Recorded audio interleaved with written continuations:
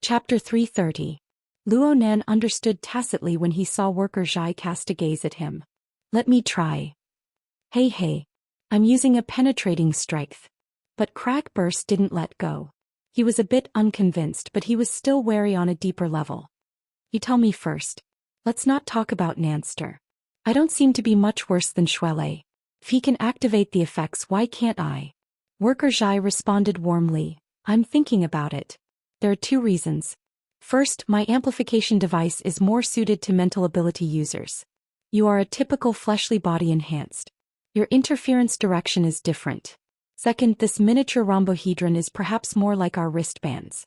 Daily usage is one layer, developer options are another layer. Cragburst rubbed his big bald head. He felt that what Worker Zhai said made some sense. He cast his gaze at Luo Nan, who nodded. Worker Zhai's operation just now was extremely precise and meticulous. His mental strength borrowed the minute electric current of the device to realize the amplification of interference on the material plane. But when it came to you, Brother Cragburst, the amplification device's effects were completely destroyed. So it's like this. Cragburst nodded. When he looked at Worker Zhai, his gaze was a bit different. Is it electron affinity?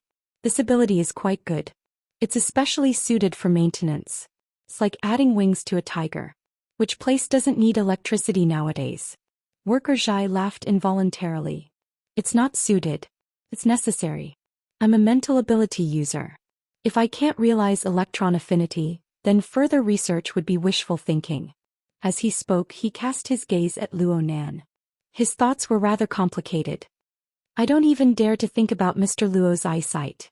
We amateurs who haven't entered the door are truly left in the dust when compared to the awakened. Well, Nanster is a special case. As Cragburst spoke, he made room for Luo Nan. He added, I feel like I've seen this toy somewhere before. Luo Nan didn't speak.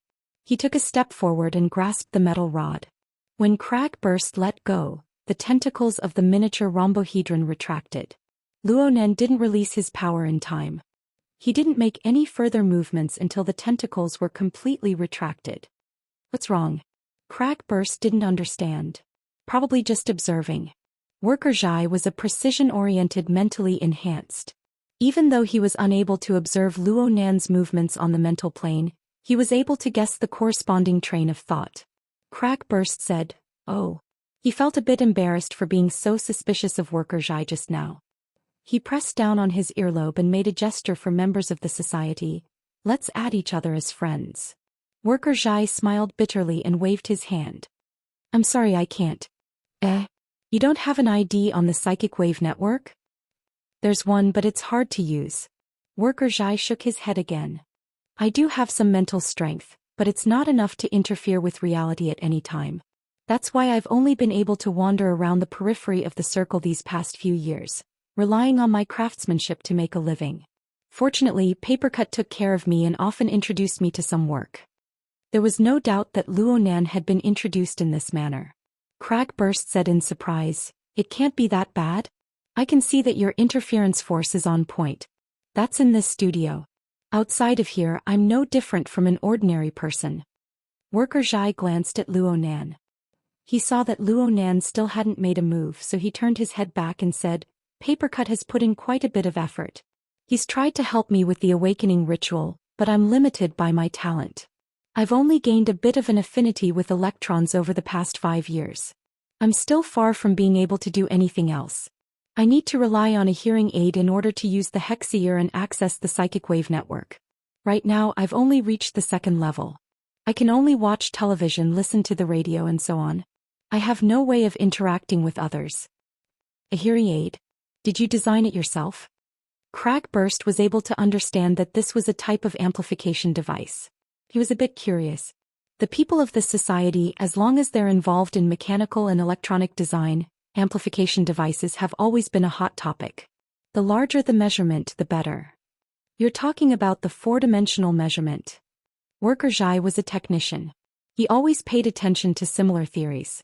Right when he was about to discuss a thing or two with Cragburst, Luo Nan suddenly let out a long breath.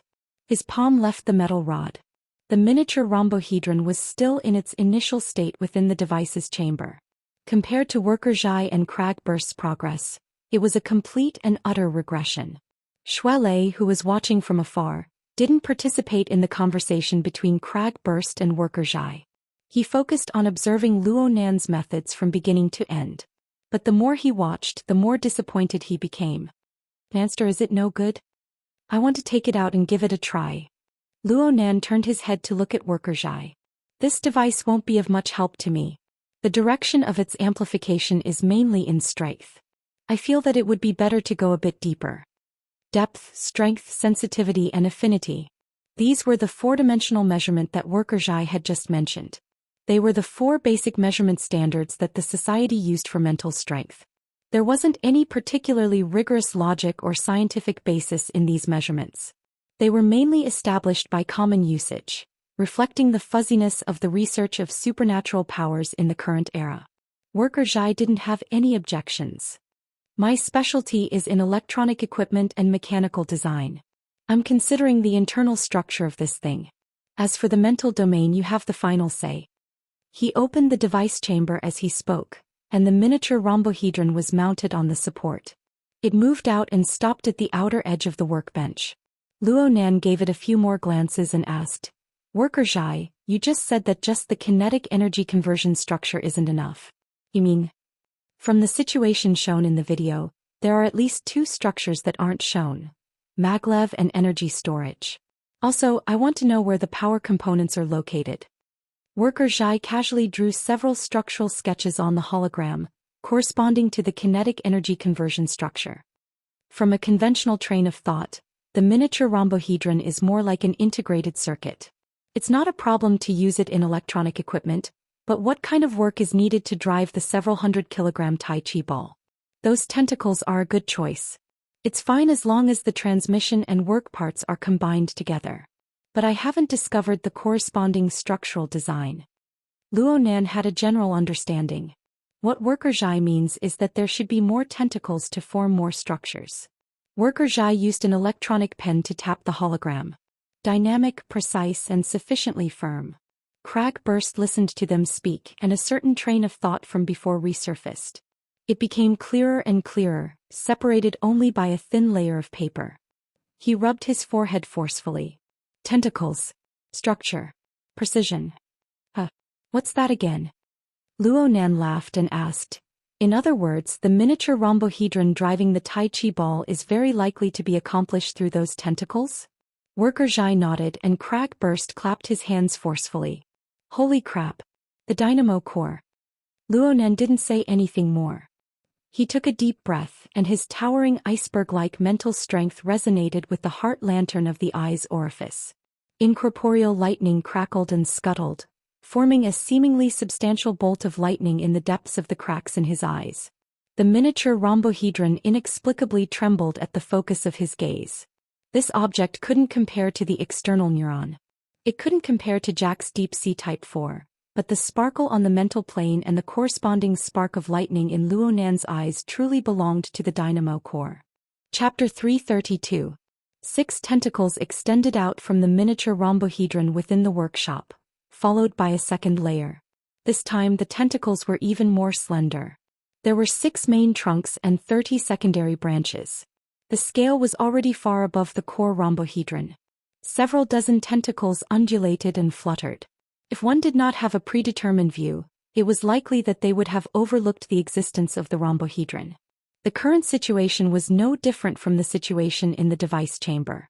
At most, the tentacles extended a bit more. It was just that the 3 people in the workshop were much more serious than before. Luo Nan squinted his eyes, adjusting the glow of the heart lantern of the eye's orifice. Cragburst shifted his feet lightly to adjust the angle of the heart lantern. As for Worker Zhai, he brought a portable microscope with him. He switched lenses from time to time, searching for a suitable focal length. Are there any changes? Shuelei was limited by his long-range view.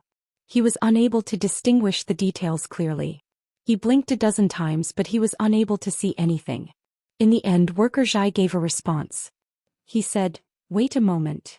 He took a piece of tin foil from the workbench and rolled it into a strip. He carefully extended it over, using the tip to streak across the empty region of the tentacle structure. The tip of the tin foil was soon obstructed and it bent a bit. Under the illumination of the workshop's lights, a thin stream of light streaked across the empty region. It was unremarkable, but it was still captured by the others. There's something. Shuelei immediately understood. It was very likely that there was an even finer structure in the empty region of the tentacle structure. However, its composition had already surpassed the limits of what the naked eye could see. Worker Zhai slowly pulled back the tinfoil, but the tip of the tinfoil inexplicably tore as soon as he pulled back his elbow. It was as if an invisible blade had sliced through it. The front half of the tinfoil first broke off and then it shattered. During this period, it could be seen that the 36 tentacles didn't have any obvious changes. Instead, a subtle trembling sound rang out in the workshop. The source was from the tentacle structure. Careful, careful. Cragburst pressed down with his hands, indicating for Worker Zhai to take it gently. Worker Zhai thought for a moment and simply flicked the second half of the tinfoil toward the top of the tentacle structure, letting it fall freely. As expected, the tinfoil tumbled a few times in midair. Before it could make contact with any of the visible tentacles, it was crushed into powder by the invisible strangulation. The sound of breathing had disappeared from the workshop, and the trembling sound of the tentacle structure grew clearer. Worker Zhai turned to look at Luo Nan. Luo Nan's gaze still lingered on the rhombohedron. Worker Zhai spoke softly. Did you see it? Cragburst curled his lips. You're just showing off your superior spirit, dog die. Beside him, Worker Zhai smiled bitterly. From this point of view, he, an unawakened spiritually enhanced individual, was worse than a dog. Fortunately, after choosing the engineering specialization route, he could rely on the assistance of equipment and he could do more. A series of cracking sounds rang out from beneath the workbench. A circle of white boards rose up in a slanted manner, looking like a coarse calyx. The tentacle structure was half enclosed within, forcing Luo Nan and Cragburst to retreat.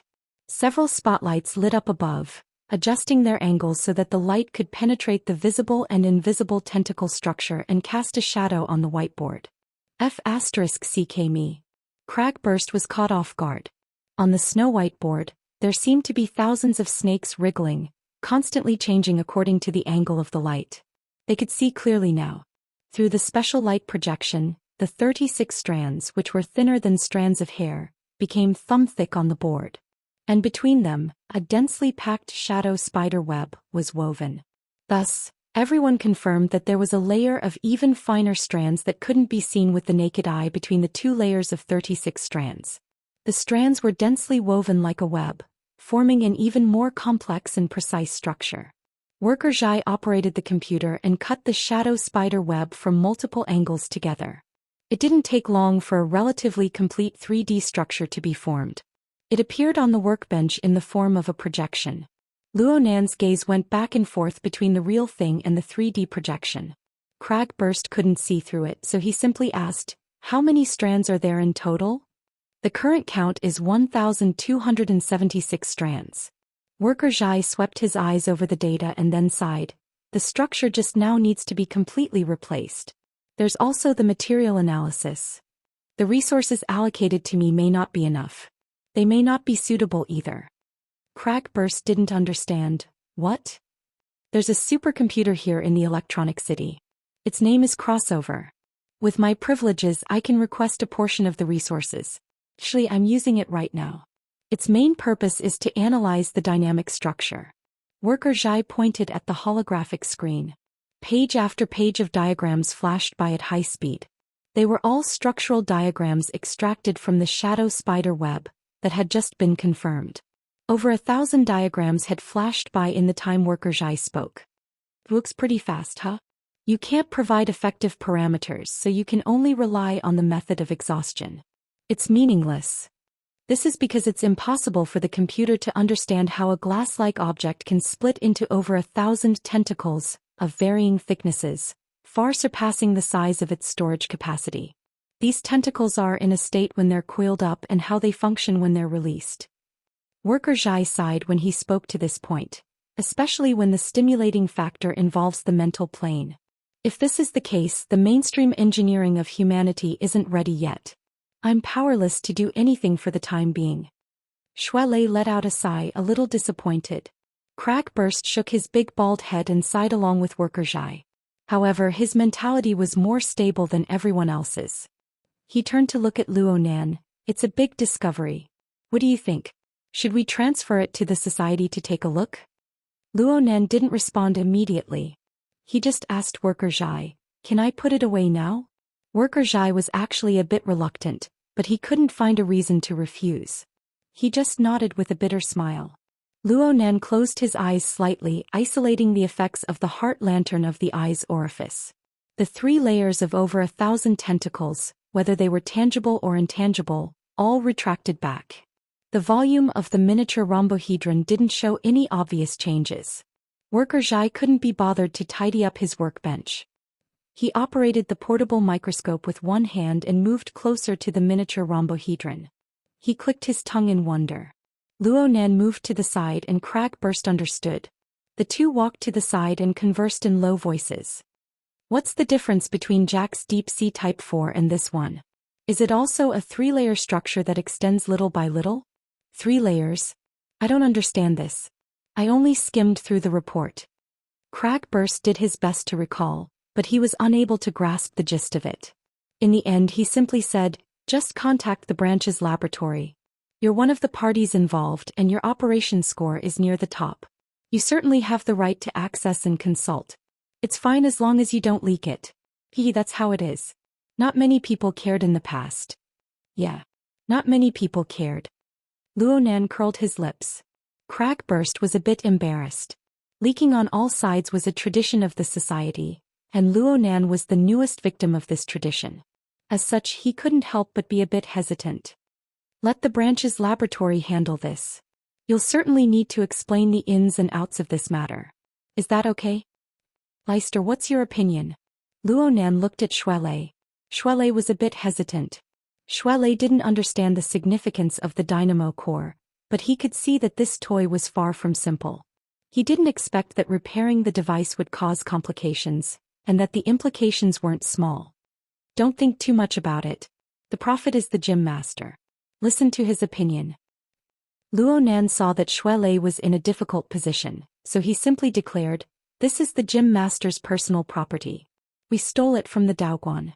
Even if we did it out of good intentions, we would leak our privacy. How would we explain this to the gym master later? Shuelei let out a breath of relief and nodded over and over. Luo Nan looked at Cragburst and Worker Zhai. Cragburst made a zipping motion with his mouth, while Worker Zhai had just recovered from his research state. He laughed and said, protecting the privacy of our customers is a basic principle of technicians. Then that's good. Luo Nan nodded to express his thanks. Shuelei asked again, should I tell the gym master now? Luo Nan hesitated for a moment. His gaze cast toward the miniature rhombohedron, and then he turned to look at the 3-dimensional projection and the simplified diagram that appeared on the holographic screen. A long time passed before he opened his mouth, but he gave an irrelevant answer. This diagram. I don't understand it. Huh. The other 3 were a bit stupefied. Luo Nan took a step forward and swiped his hand across the holographic screen, looking at the simplified diagram that had already been swept past.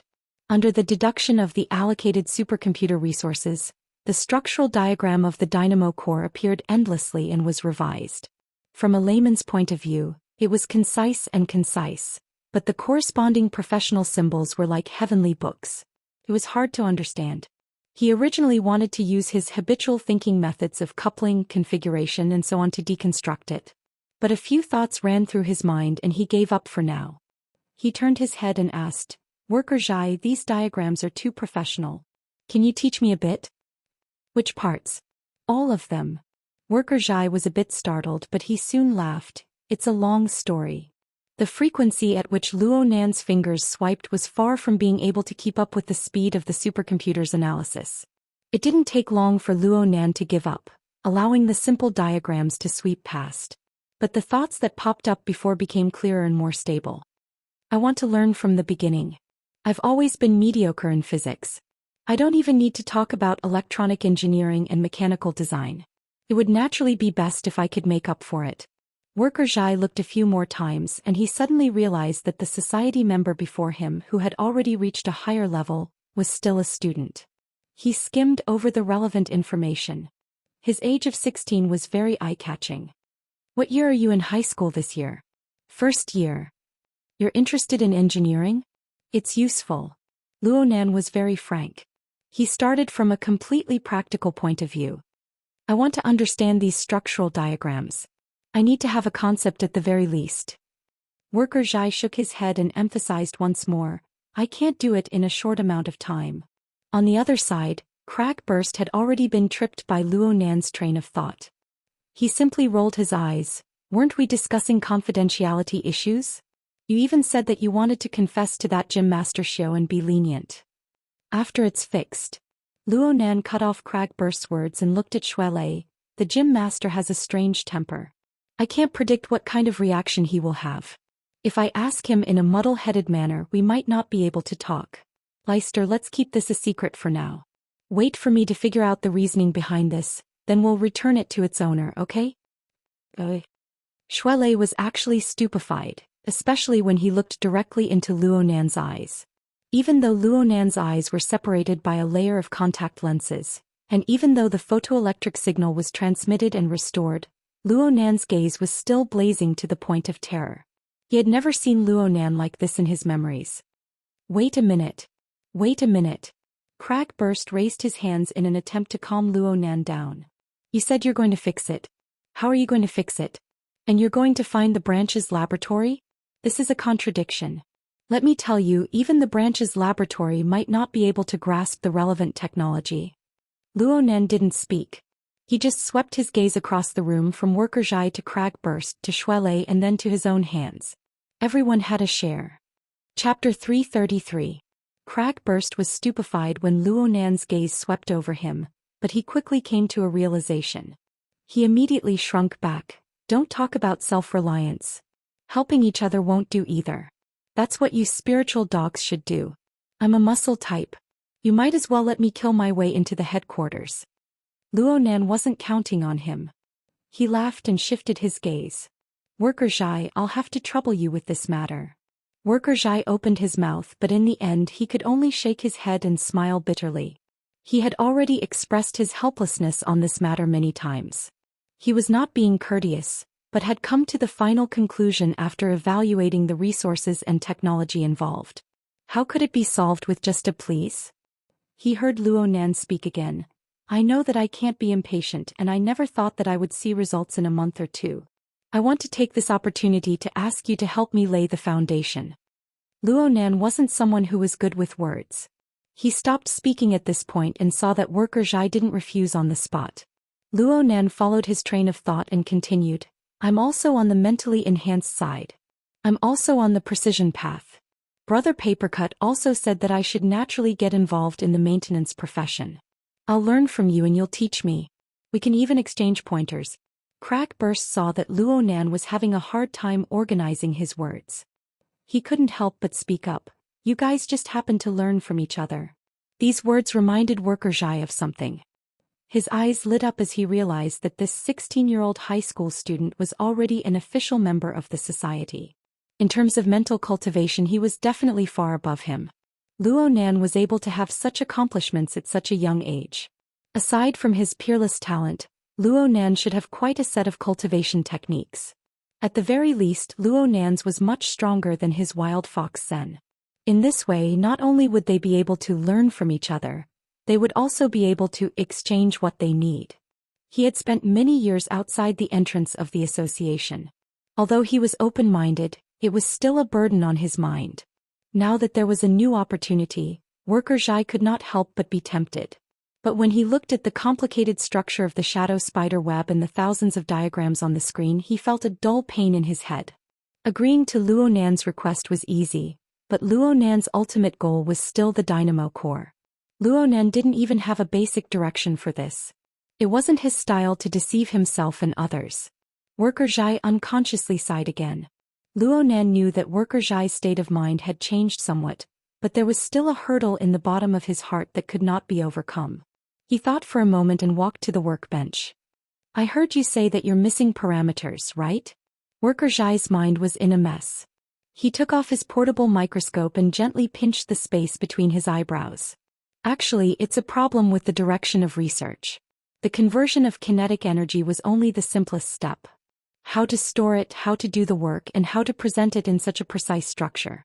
There are too many things involved.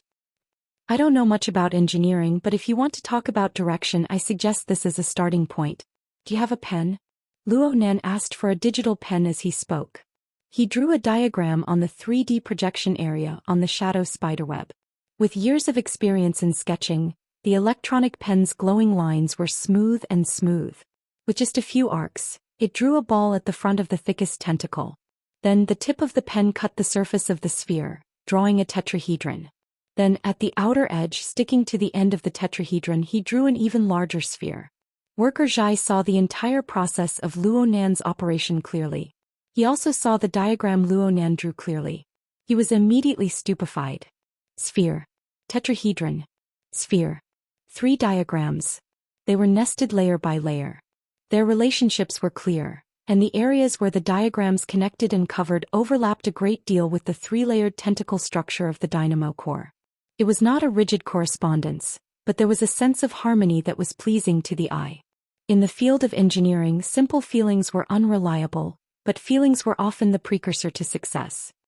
Archetype format? Crag burst blurted out, but then he quickly corrected himself under Luo Nan's blazing gaze. Formatting theory. What a coincidence. It's quite a coincidence. There's no harm in giving it a try. Luo Nan did not understand mechanical design, but he knew that when it came to the dynamo core he would be pleasantly surprised if he used formatting theory. This point had already been proven by Jack. He threw down the digital pen and turned around. Worker Zhai, this is what I'm thinking. There's no harm in giving it some more thought. We can keep in touch at any time. Worker Zhai's gaze was glued to the 3D diagram. He reckoned that he would not be able to remove it for a while. Luo Nan and Crag burst bid their farewells and left. They did not take the hovering target when they left. The miniature rhombohedron was also left behind. Worker Zhai had no objections to this. Basically, they had already reached an agreement to cooperate. It could be foreseen that this agreement would last for quite a long time. Even with formatting theory as a reference, it was absolutely not a simple task to completely see through the mysteries of the dynamo core. Shuelei hung up the call. He was having a headache about how to hide this matter for a longer period of time. As for Luo Nan, he sat in the SUV with his brows furrowed in deep thought. Crag burst could not help but ask, "Where are we going now?" "The branch's laboratory." We're going to the Shangding building." Luo Nan came back to his senses. "What I mean is that I need the branch's laboratory's research materials related to the dynamo core. All of them. I also need to follow up on the follow-up progress." "What's there to ponder about? Just directly read it." "And then I'll be watched and monitored?" Crag burst grinned. Reading the materials wasn't a problem, but according to Luo Nan's words, he needed to follow up on the research. He needed to be deeply involved. This could indeed attract the attention of people with ulterior motives. "Then let's switch things up again. Let Secretary He help. It'll be done in a few minutes. An intermediary company is fine too. Speaking of which, those intermediary agents and whatnot have been suppressed quite miserably. Secretary He is quite skilled at finding entry points." The so-called intermediaries and agents were some internal members of the society. They were hired by external powers. They relied on their membership privileges to resell the society's internal resources. After the operation against Jack last time, a few intermediaries were commissioned by Quantum Corporation to buy back the relevant equipment at a high price. They bought back nearly all of the seized equipment. Crag burst still didn't feel that reading the materials was difficult. His train of thought diverged as he said, "A while ago, a bunch of intermediaries were fiercely raising the price of the dynamo core. Now they've all stopped. I heard that the financial backer behind them has changed. I'm talking about Quantum Corporation." "Not right now." Luo Nan shook his head. The financial backer Crag burst was talking about was Luo Nan's old friend Yan Yonghua. Yan Yonghua hadn't been having a good time recently. He flew back and forth between Xia City and Luo City, transforming into a flying man. Even so, his position in the company was still on the verge of collapse. The enemy's situation was unstable. This alleviated some of the pressure on Luo Nan. Crag burst still didn't know where Luo Nan wanted to go after talking for a long time. He was just about to ask again when a call came through on the psychic wave network. "I'm on duty today." "That's right. Boss Luo's personal bodyguard." He's right next to me. Cragburst spoke a few words before transferring the call to the SUV's portable multimedia system. The control panel lit up and the upper body of Zhang Yingying's image appeared. Zhang Yingying was dressed in tight-fitting clothes. There was a bit of sweat on her forehead and a few strands of hair stuck to her hair. A snow-white towel hung from her neck. She was the same as Shuelei from before. She had undergone a large amount of exercise. She waved at Luo Nan and beamed, "Hello, Boss Luo. Are you interested in swapping pointers? Let me experience your heart lantern of the eye's orifice." Next time. Luo Nan gave a simple answer. Zhang Yingying's invitation lacked sincerity. She waved her hand and ignored it. She changed the subject. "There's something I wanted to talk to you about on Monday. Since we bumped into each other, I'll mention it. There's money to be made. Do you want it?" Luo Nan frowned. "What money?" Zhang Yingying raised an eyebrow. "The money to buy the Devil Ray. Don't tell me you've collected enough." Luo Nan was very frank. "I haven't found a way yet." "Really?" Zhang Yingying laughed even more happily. "I'll give you a chance to do odd jobs. Do you want it?" "Odd jobs? Earn 60 million by doing odd jobs." Luo Nan didn't say anything. He just looked at Zhang Yingying with cold eyes. Zhang Yingying was dissatisfied. "What kind of look is that? No one's scamming you. Our company recently expanded our business, but we don't have enough manpower. We haven't had any capable newcomers recently, so we want to subcontract out a few. The pay is quite generous. Even if we can't fill your hole, we can still make up for it. Be frank. Do you agree or not? Give me a reply." Cragburst laughed from the side. "You need to sign up for a project when doing business. What if it's a gigolo, a princess, or something like that? Do we accept it or not?" Zhang Yingying grinned in amusement. She didn't get angry. She turned her head and shouted, "Boss, Cragburst said that you went to a nightclub to sell." Holy crap. Cragburst's majestic body instantly shrunk twice. He hated that he couldn't stuff himself under the driver's seat. Even Luo Nan instinctively leaned back a bit. Zhang Yingying laughed loudly. Of course, Her Majesty Empress Wu wasn't by her side, but the effect was still excellent. Cragburst came back to his senses and immediately cursed, "You're just a fox exploiting the tiger's might. A fox is so pretty." Zhang Yingying's hands extended to the top of her head. She held her index and middle fingers together and she nimbly crooked them twice. Cragburst spat, "You're a freaking rabbit." Luo Nan couldn't help but grin. Zhang Yingying winked at Luo Nan. She beamed as she sent Luo Nan some information. "This is the details of our subcontracted business. Time is tight. Hurry up and give us a reply." "Oh right. The boss also wanted me to tell you that thanks to you, she's had quite a few social engagements recently. She's earned quite a bit of quick money. And there are people chasing after her." "You're welcome." The smile on Luo Nan's face faded as he spoke. Zhang Yingying was clearly saying that quite a few people were trying to get Her Majesty Empress Wu's tacit approval from within the Xia City branch. This was within Luo Nan's expectations. "Hey, aren't you worried?" "What's the point of worrying? People's hearts don't grow in my stomach." Cragburst coughed. "Yingying probably wants you to go pay your respects and recognize her as your godmother. Go die." Zhang Yingying gave him the middle finger in a straightforward manner. "You won't even be able to find the door if the boss doesn't speak." Then she gave Luo Nan a smile. "Relax. Relax. Don't let your imagination run wild. Don't frown all day long. The boss and the president are watching. Headquarters won't be able to play their tricks a second time. As for making money, that's even easier. We ability users just need to find the right path. We can make money lying down." Cragburst blurted out, "Then we're still selling." Chapter 334. Zhang Yingying didn't talk for too long. He chatted with them for a bit before hanging up. The information she sent arrived at this time. Luo Nan looked it up through the hexa-ear while Cragburst smacked the steering wheel and laughed mischievously. "This sister is too noisy. Of course she has a good heart." Luo Nan understood what he meant and nodded. "I know." The first time he met Zhang Yingying, she was certainly quick-witted and lively, but she had a temperament that never gave way to others. She wouldn't give up until she seized the upper hand. But not only did she give Cragburst the opportunity to talk about her just now, she even put on a self-mocking attitude, stirring up the atmosphere quite lively. Luo Nan couldn't help but laugh when he thought of Zhang Yingying's finger curling. But his smile soon vanished and he spoke softly. I seem to be quite depressed recently? Otherwise, with Zhang Yingying's temperament, why would she deliberately make him happy? Crag burst laughed loudly. You're stressed, right? That's normal. At your age, if you're still giggling and carefree after bearing all these things, then you really need to see a doctor. Really? That's normal. Of course it's normal. Back when I was in the Coast Defense Force, every time there was a rushing tide.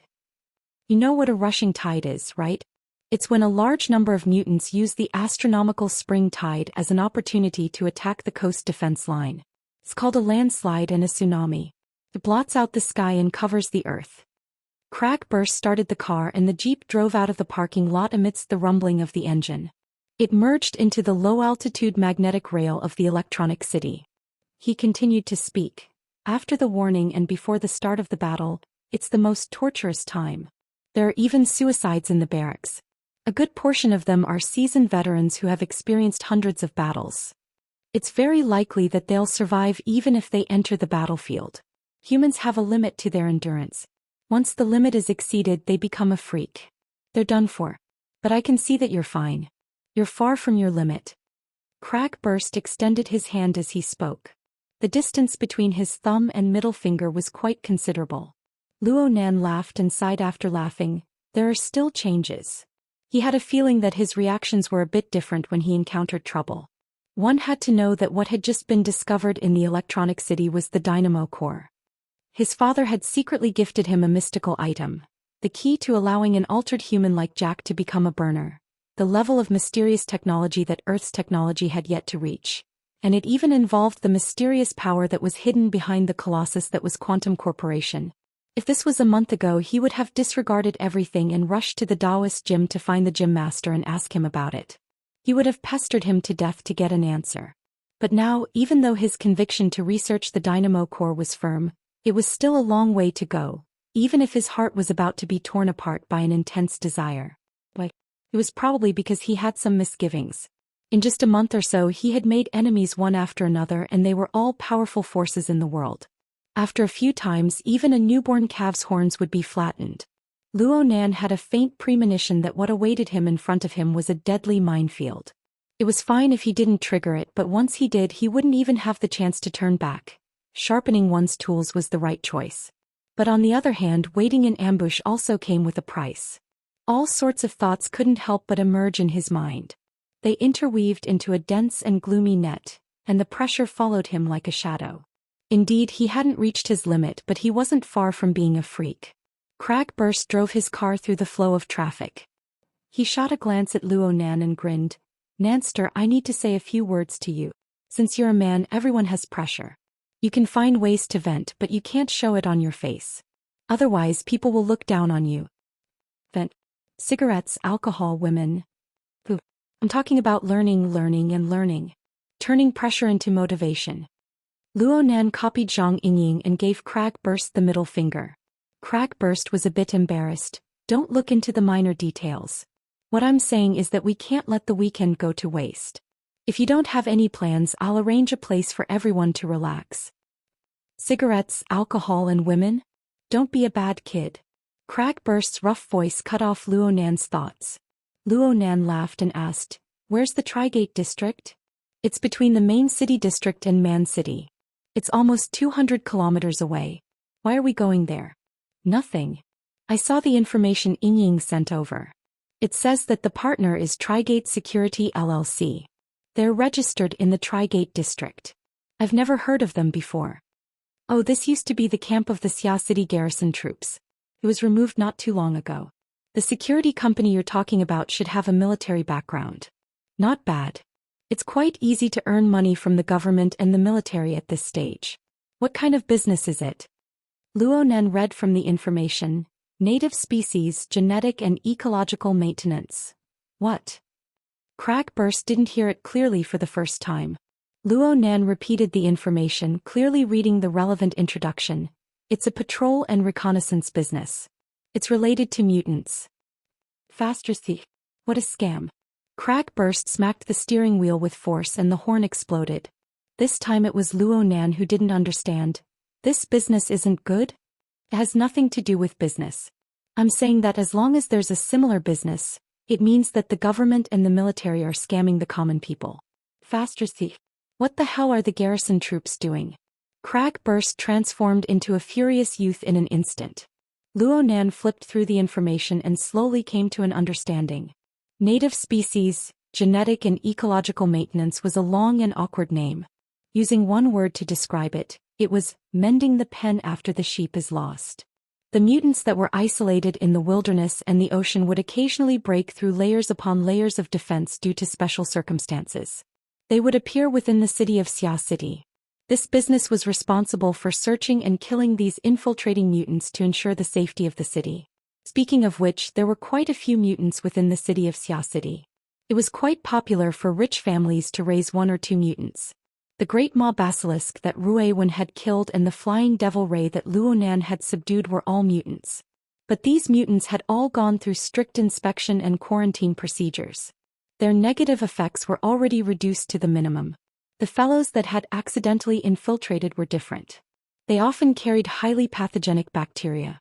There were even some that had broken through reproductive isolation and were able to reproduce with Earth's native species for the next generation.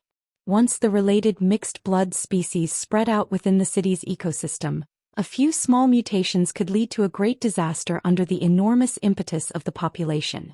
The hidden destructive power of these mutants was even more astonishing than the mutants on the surface.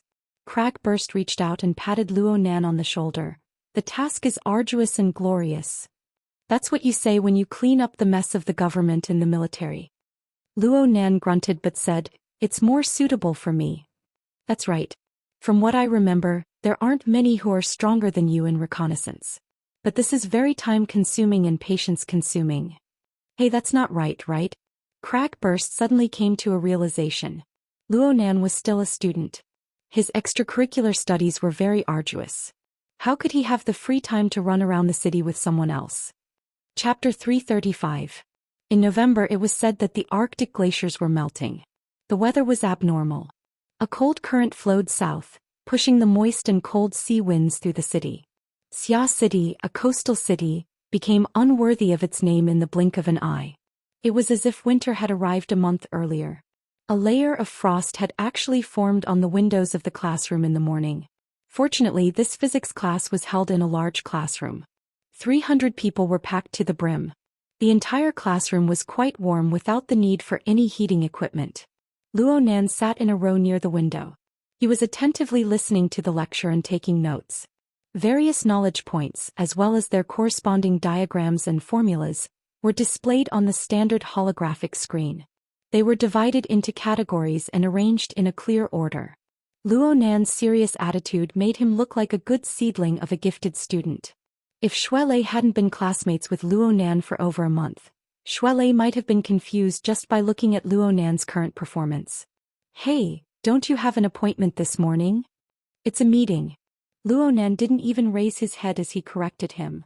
"What time?" "9:30. "You're leaving after class?" "I'll go with you." "You want to skip class?" Xuelei was baffled. "How do I go if I don't skip class?" "Then I won't go. The agreement doesn't require me to show up in person." Luo Nan made Xuelei dizzy with just a few words. The bell for the end of class rang at this time, signifying the end of the first class of the morning. The lecturer indicated for a temporary break, and the classroom rumbled with voices. It suddenly became noisy. Luo Nan continued to adjust the structure of the notes on the holographic screen. The core content did not come from him. It was Worker Zhai's handwriting. It practically covered all the knowledge points of the high school level. All Luo Nan needed to do was fill in the details and do the corresponding high-intensity exercises. Needless to say, Luo Nan felt his thoughts become much clearer after a few tutoring sessions with Worker Zhai. There were some immediate results. Luo Nan was neither fast nor slow, but Xuelei was even more confused. He simply gave Luo Nan a push. What does it mean? It means that you have to split your attention and become an incarnation. You have to take care of both sides. And so on and so forth. Xuelei's eyes went wide as he listened. Luo Nan finally finished adjusting the notes while he was in a daze. He stretched his back. Coincidentally, a student opened the window. The damp and cold wind poured in, clashing with the heating inside the room. It actually jolted the spirits of a few drowsy students. Luonan and Xuelei both turned their heads to look outside the window. Heading northeast from here, passing through the gaps between the buildings, was the wetland jungle at the end of the ash-gray clouds. Right now it was also dark over there. The colors of the sky and the landscape were mixed together, and it was hard to distinguish them at first glance. Normally Xuelei wouldn't mind looking at this scenery. But when he heard Luonan mention those arrangements, Xuelei couldn't help but think a bit more. It's in the forest right now, right? Yes, as a supervisor. Luonan replied without thinking. He suddenly laughed. It's really useful. Xuelei was baffled. He looked at Luonan again and felt that Luonan's smile was quite cold. It was very awkward. Luonan didn't speak any further. He stood up and walked to the side of the window, gazing into the distant wetland jungle. The sky was gloomy and the long river that cut through the forest was not visible.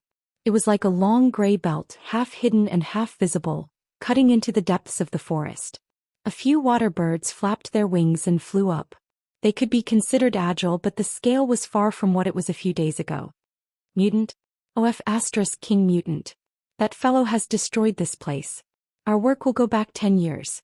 When the water birds flew into the sky, a small wooden boat was sailing on the long river that cut through the forest.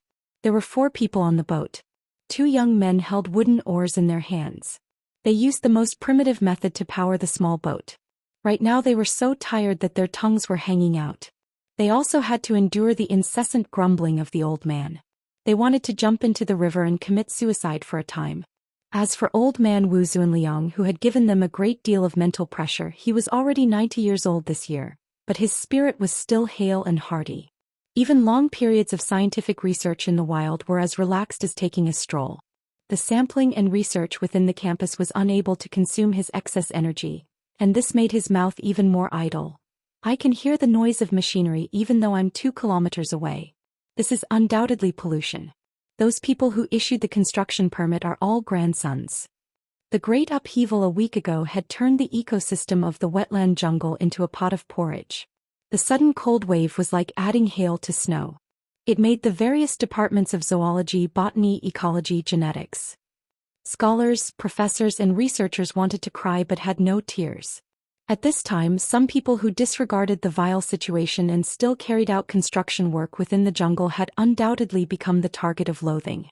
Unfortunately, from a realistic point of view, their negative emotions were completely useless. The construction team at North Bank Gear had all kinds of documents. They held the permits of the Environmental Protection Department and the school.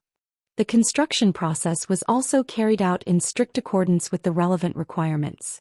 It was done impeccably. Wu Zunliang had tried to take advantage of his seniority to call the construction team to stop so as to avoid an even more fatal impact on the ecosystem of the wetland that was already on the verge of collapse. But the result left him very disappointed and very unhappy. He was unhappy and wanted to complain and vent.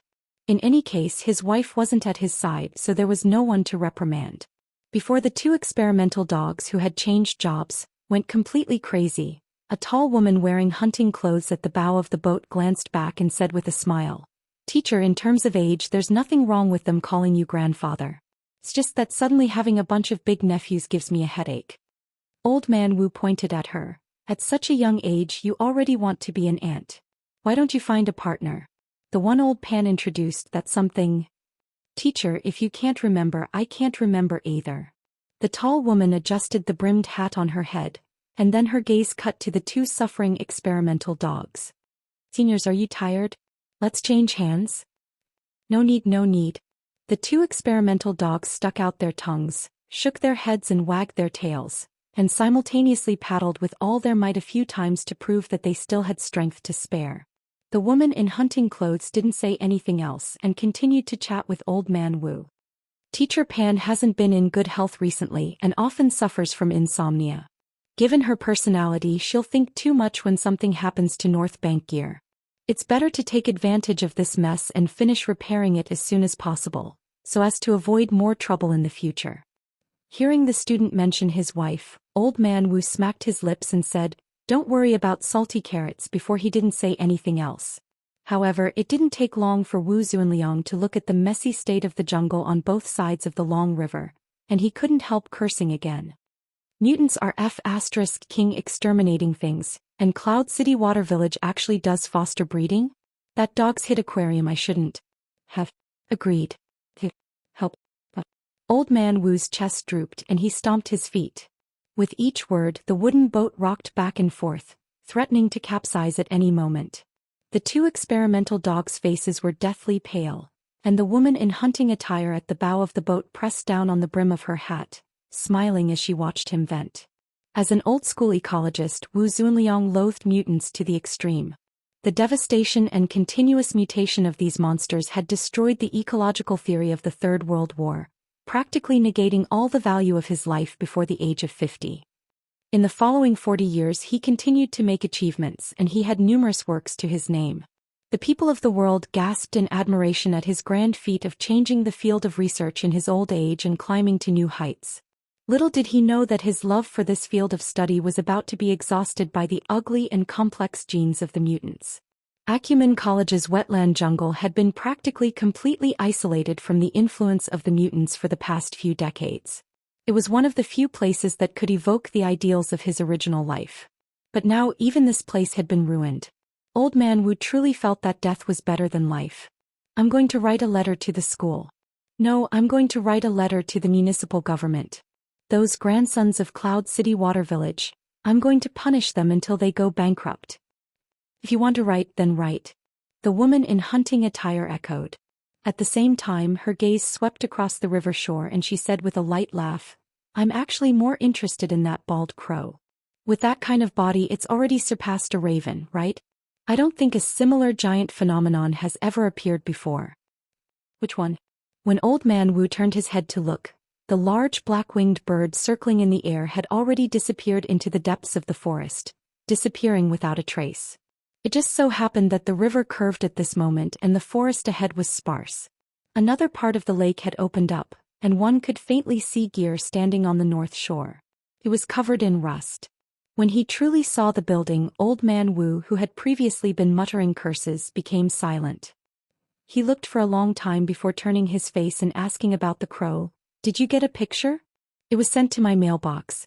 Teacher, I have an appointment so I have to leave early today. Oh, you mentioned it yesterday. Go, there's nothing to do right now anyway. Oh, the four sides of this place aren't touching. Let young deer and the others row a bit more. The two experimental dogs' hearts were filled with tears, but they still had to agree. Yeah, it's a bit. Let's row a bit more. Just go straight to the shore. It's impossible for teachers' students to get lost in the forest. Old Man Wu laughed heartily. A moment later the wooden boat neared the shore. The woman in hunting attire gracefully leapt ashore, and the small boat moved forward, pulling apart the distance. Old Man Wu shouted, Let's go home and eat tonight. No need, someone's taking care of our meals. The woman in hunting attire waved her hand, turned around and entered the forest, disappearing without a trace in the blink of an eye. Old Man Wu sat back on the boat and turned his head to look at the gear building on the opposite shore. He sighed and patted the side of the boat. Control the speed.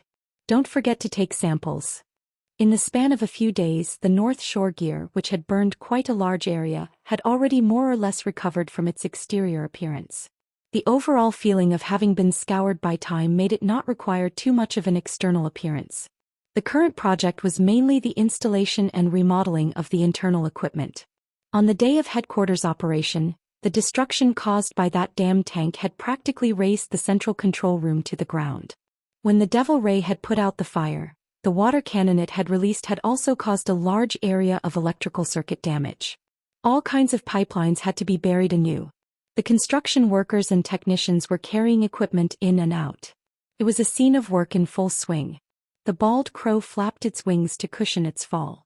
It steadily landed on the railing of a viewing platform at the top of the building. From this position, it could see the figures of people entering and exiting the building. It could also see some areas inside the building through the glass. Inside the building, there was a construction worker pushing a high-precision imaging instrument. He openly walked around each floor of the building. From time to time, people would come over and input data obtained from other locations, continuously adjusting the parameters and establishing a database that might be even more detailed than the design blueprints. The scope and intensity of the construction workers' work, when converted to value, already far exceeded the remuneration they received from the school. Chapter 336. It was 9:15 in the morning. The second morning class of Acumen College had already begun. The surrounding schools were more or less the same. The students who were the main consumers were bound to the campus. The streets of the large living area were relatively deserted. There were only magnetic rails extending out at low altitudes. Flying cars streaked past from time to time. Acumen College was located in the Pingjiang district. It could compete for the throne of the lowest average building height in Xia City. Even though Cloud City Water Village had a super tall building complex in the center, it only made the surrounding environment seem shorter and flatter. The crow flapped its wings and skillfully streaked through the gaps between the surrounding buildings. It soon locked onto the entrance to an underground parking lot. Taking advantage of the pedestrians not noticing, it practically stuck to the top of the doorway and flew in. It twisted left and right and soon arrived at the underground third floor. It found its final target amidst the hundreds of parked cars. Amidst the flapping of its wings, the crow landed on the roof of a commoner's SUV. Its jet-black claws lightly knocked and the sunroof immediately opened, swallowing the crow inside. The car was filled with the aroma of beef. In the driver's seat, a robust middle-aged man held a bag of freshly baked roast beef. He directly stuffed a piece of maroon meat into his mouth. The enormous crow entered the car. When it retracted its wings, it smacked the man's head. He didn't even raise his head. He was very focused. The man's skin was red. This kind of skin color was quite common among Caucasians, but it felt a bit sickly on an Asian. He had a tuft of beard on his chin. It looked like an artist's beard, but it was placed on his face. It looked very crude. The crow sized up this person with curiosity. Then it stood in the front passenger seat. Its claws hooked onto the seat cushion. It stood quite steadily. Its enormous bird body already exceeded 70 centimeters. It stood in the front passenger seat at about the same height as a normal person sitting. The man turned his head to look after swallowing most of the meat in his mouth. He met the crow's jet-black pupils and went, "Oh." He freed a hand and rummaged through the storage box in the middle of the car. He took out a box and tilted the food packaging, pretending to pour it into the box. "Want to eat? If you want, I'll share some with you." This must be someone in the same trade. Otherwise, why would he treat a crow like this? This enormous crow was none other than Luo Nan's pet. It was also Luo Nan's earliest believer, Ink. Right now Luo Nan and Ink shared a view. He could control it, so Ink shook its head. "If you don't want to eat, then forget it." The man stuffed another piece of roasted beef into his mouth and chewed hard. Then he reached out and grabbed a rubber band-like object from the center console. He put it on his index finger and shook it. It was obvious that the material was flexible and had a purplish-red luster. It was very eye-catching. "Lift your leg." Luo Nan was very cooperative.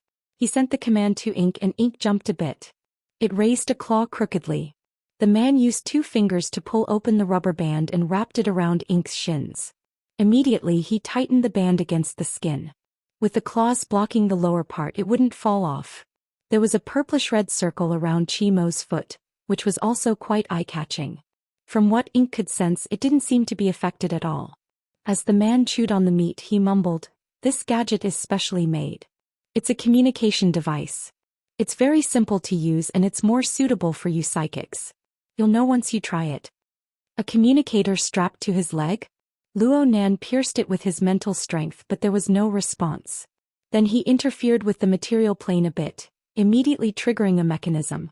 The rubber band trembled slightly, sending out a corresponding signal. "Hello, hello." There was no sound in the car. The middle-aged man in the driver's seat tapped his ears. "I hear you." So this was how it could be used. It was indeed quite convenient and effortless. Luo Nan reckoned that even if he didn't comprehend the coupling technique, he would still be able to realize external communication by relying on the paper-blowing interference power from before.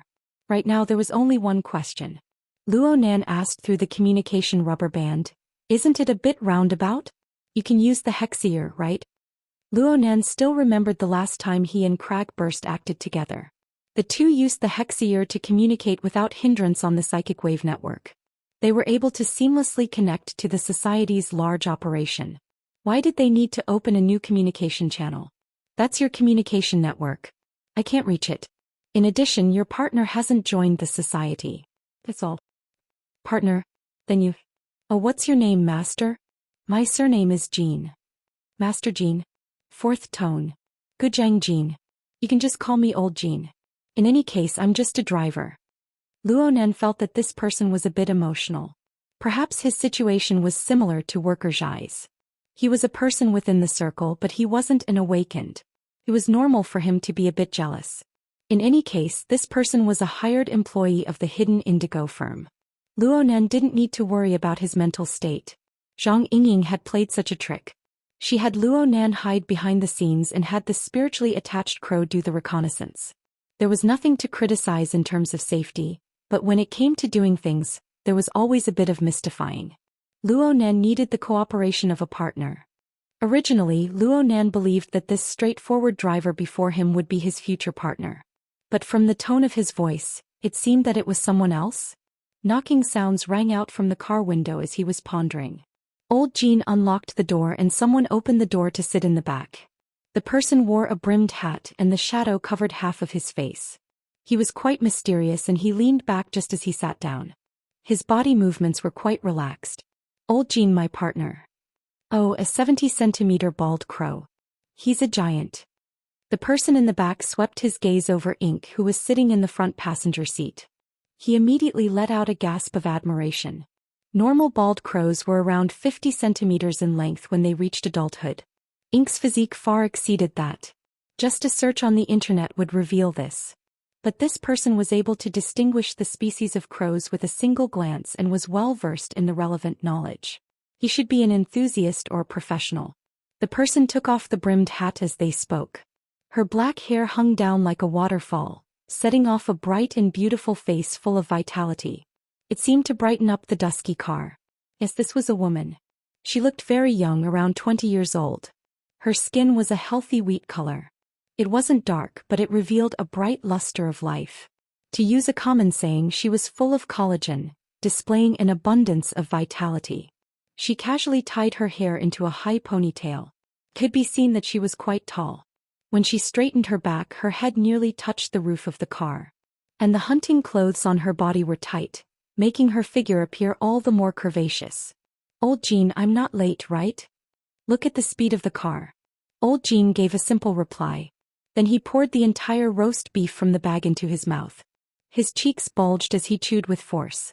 He knocked on the control panel and the car started up in smart mode, driving out of the underground parking lot. Luonan was speechless at such a bold way of eating. The beautiful woman in the back seat extended her hand over at this time. Luonan instinctively felt that she wanted to shake his hand and greet him. He wanted to order Ink to extend its wings in response, but the crow's head had already been struck. Then it was rubbed left and right. This crow isn't bad. Oh, or should I say spirit bird, lich or shikigami? Which one sounds better? Peony has brought along a communication device.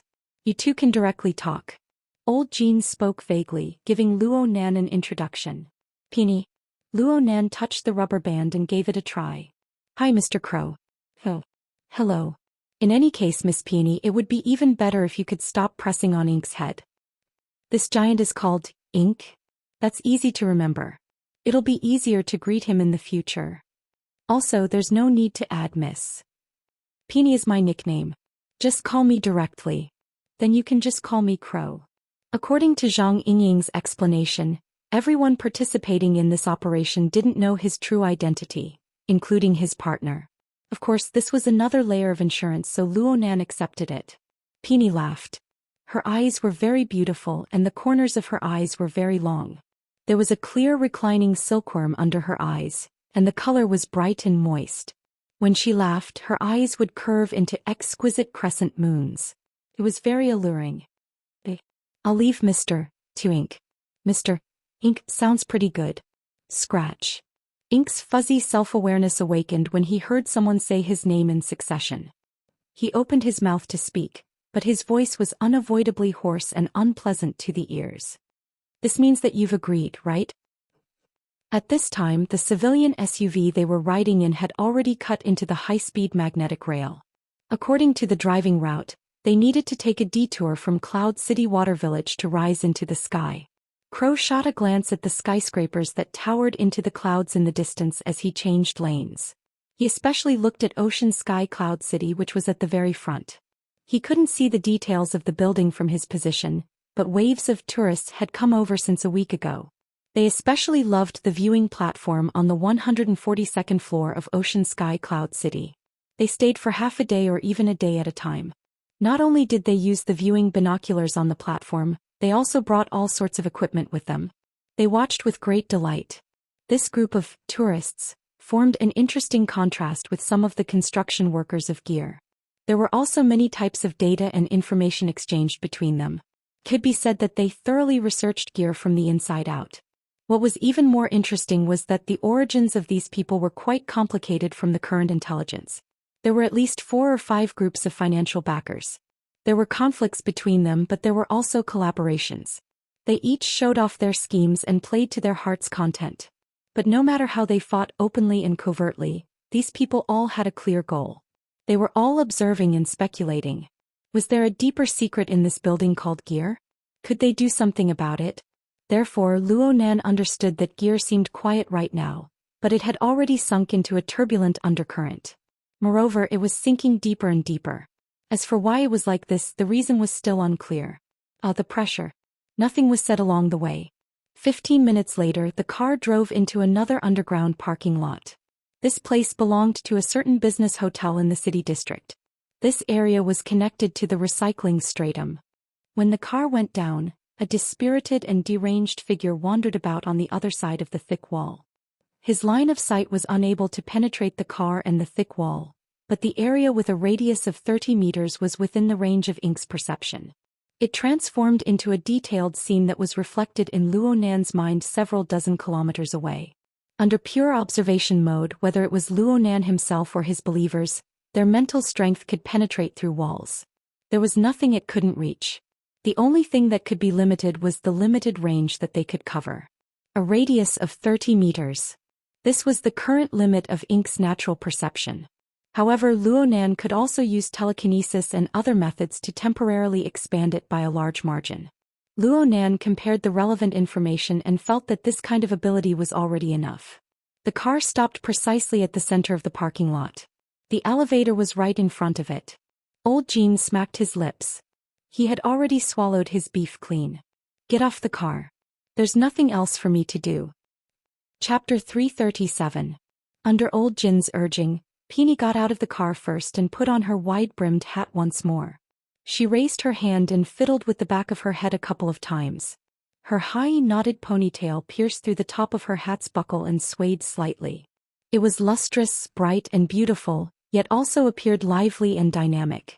Right now, Luo Nan could confirm that Peony's figure was quite tall. She had the absolute figure of a model. At first glance, she could compete with his older cousin Emoya. In other words, they were more than 180 centimeters tall. This put a lot of pressure on the youth, who was only about 170 centimeters tall. Fortunately, he didn't have to reveal it now. Ink jumped out from the side window, unfurled its wings, and with a slight turn flew forward. Luo Nan saw that the elevator had stopped on the ground floor. He pressed a button with his interference force in passing, and the elevator lights lit up. The doors opened just as Peony arrived. Thank you, Mr. Ink. Peony smiled unhurriedly, but she thanked the wrong target. However, when she smiled, the silkworm under her eye sockets became even clearer, outlining the shape of a crescent moon. The bottom of her eyes seemed to be shrouded by a light mist, misty and indistinct, making her look even more charming. Amidst her smile, Peony walked into the elevator and extended her hand to lightly brush her shoulder. Aren't you going to take a break? Luo Nan didn't express his opinion.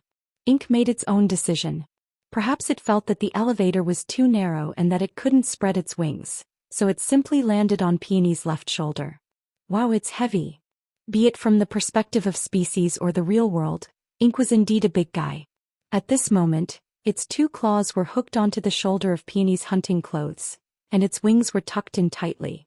Otherwise, it would have forced Peony to tilt her head. The elevator went up and soon reached the 50th floor.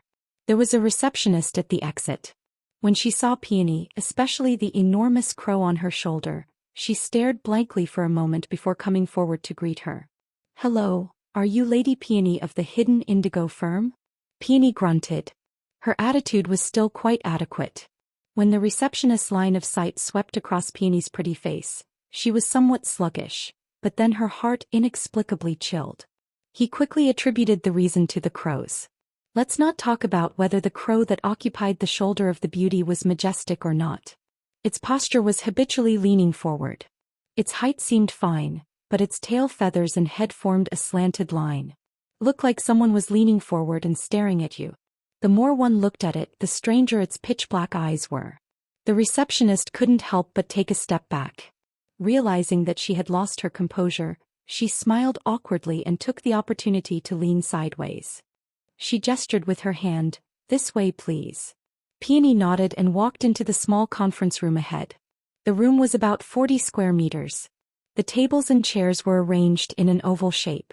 The center was empty and there was some equipment inside. At this time the equipment was not turned on, but most of the chairs were already occupied. There were about 20 people. The appointed time was 9:30, and it was already 10:32. They were 2 minutes late, but the meeting hadn't started yet. It seemed like they weren't the only ones who were late. Seeing Peony come in with an enormous crow, everyone in the room turned their heads to size her up. Peony maintained her polite and distant smile. She withstood the gazes of everyone and directly found a place to sit down.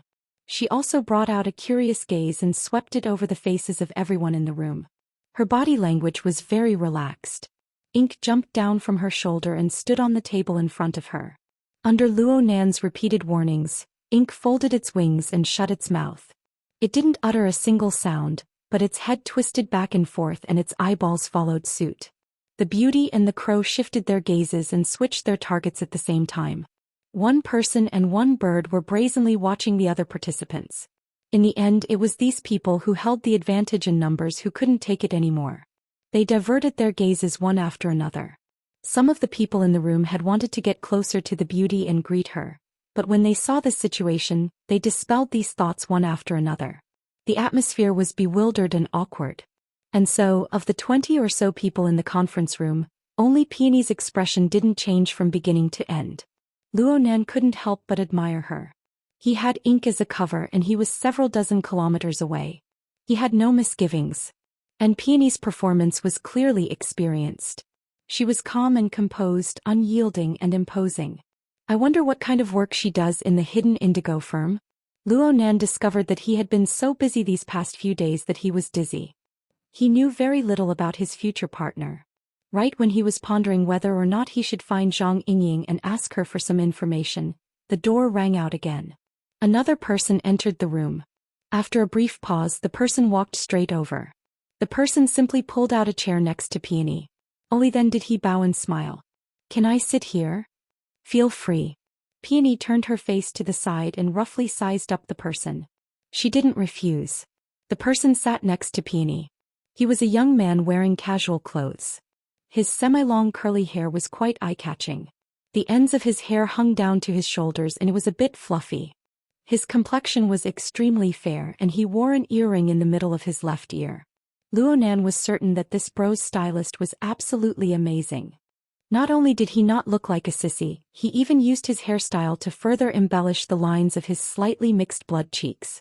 This matched his healthy physique with wide shoulders and narrow waist. He had quite a manly air and he had the style of an aristocrat from the old European royal families. After the person sat down, he first introduced himself. "Hello. My surname is Long. I'm rank 7th. My friends call me Long 7. I just joined this group. I'll take the liberty to ask for your name. You can just call me Peony." Peony. Long 7's gaze swept across Peony's cheeks. In the end, it landed on her wide-brimmed hat. "I'm guessing that you're a student of Acumen College." Luo Nan was caught off guard. Only then did he discover that he had been overthinking things. From beginning to end, he had just been conversing with Peony. Peony didn't have any ill feelings toward this handsome mixed-blood kid. A smile blossomed from the corner of her eyes. She asked very cooperatively, "What's the reason?" "Please forgive me for speaking bluntly. As an amateur team formed from students, Jungle Owl has just entered the main WCG tournament. They've only participated in the 10 days in the wilderness event. Their results are even more lackluster. The majority of their peripheral products will only be digested within Acumen College. Only now did Luonan notice that the wide-brimmed hat Peony was wearing had a logo in the shape of a nightingale on the front. Presumably this was the logo of the so-called jungle owl. Can't be that bad. Jungle Owl's Pippi is very good-looking. He has a lot of fangirls both inside and outside the school.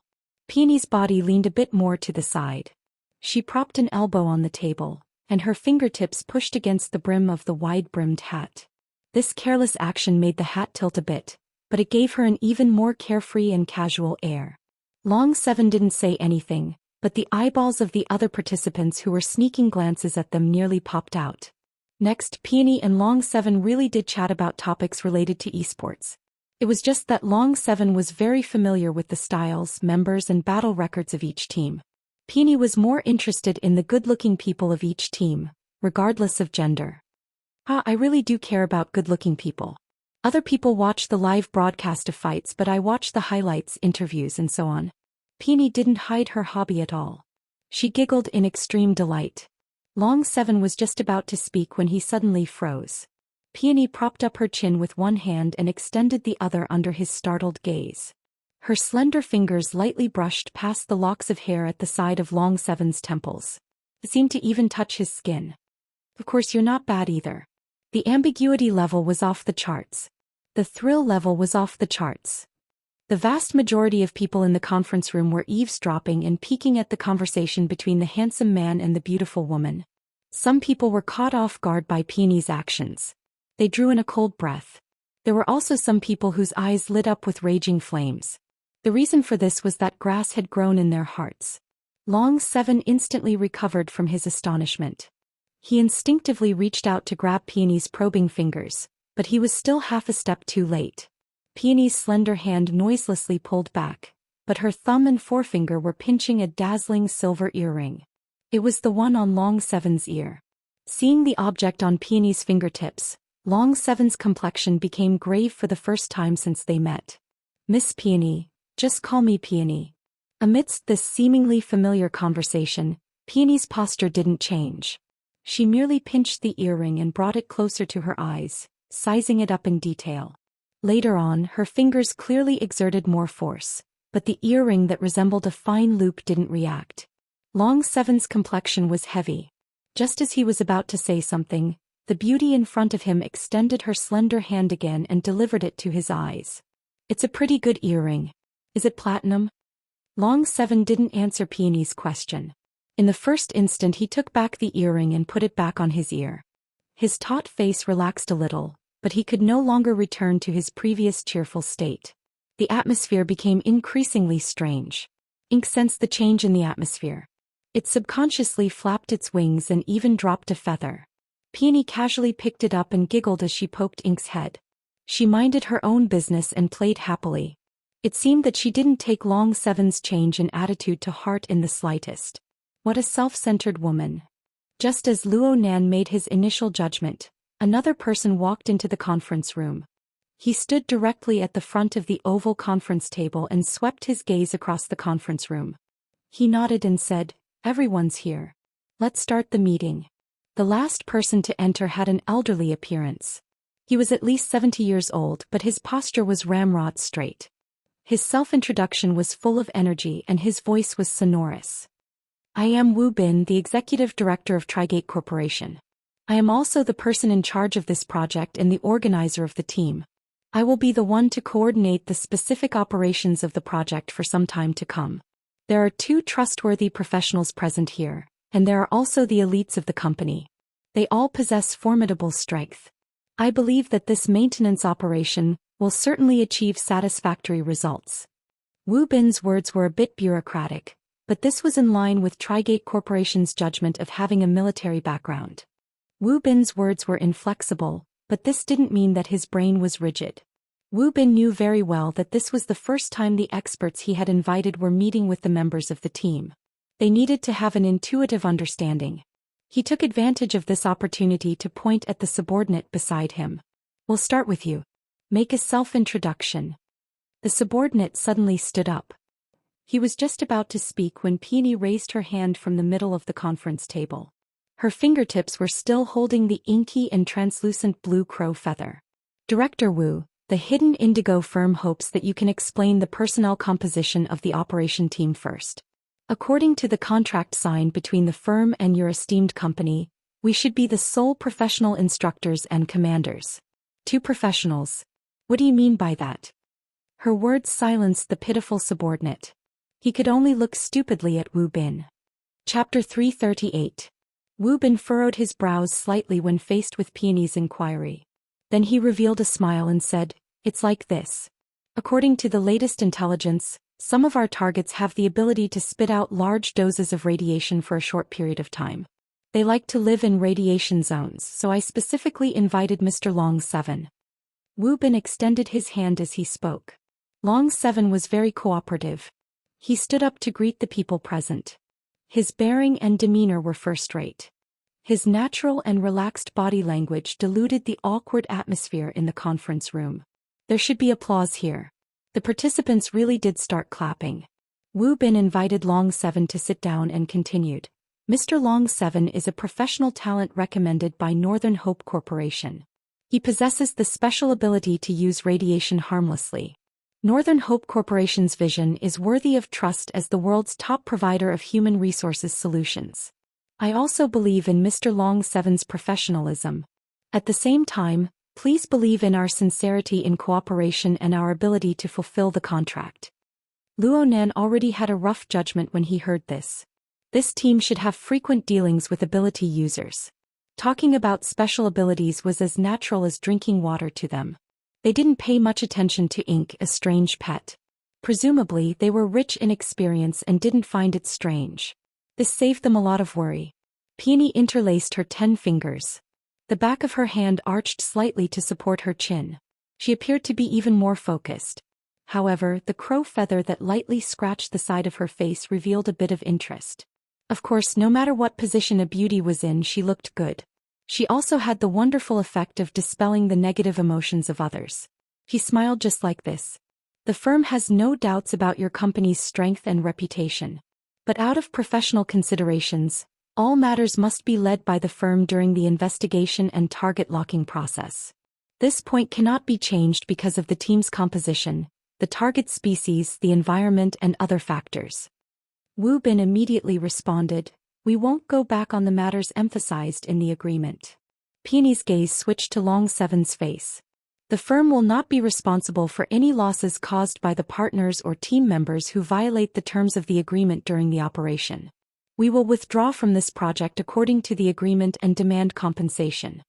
Wu Bin confirmed, "No objections." Long 7 gazed at Peony from the side.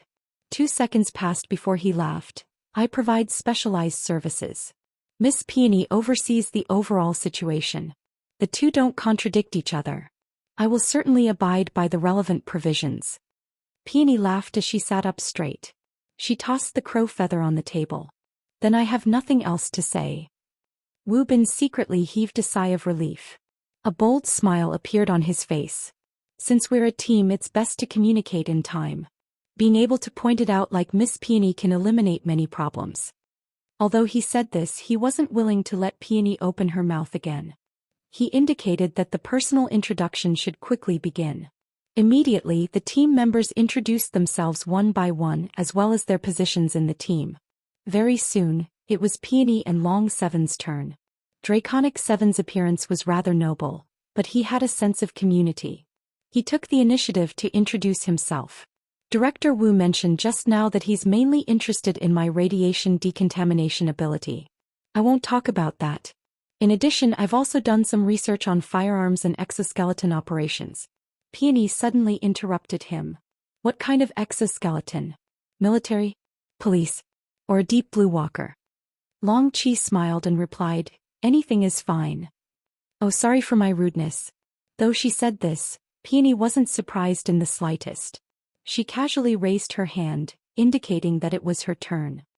"As you can see, my special ability is to control birds to carry out wide-area reconnaissance. In addition, I can do some intelligence integration and analysis work.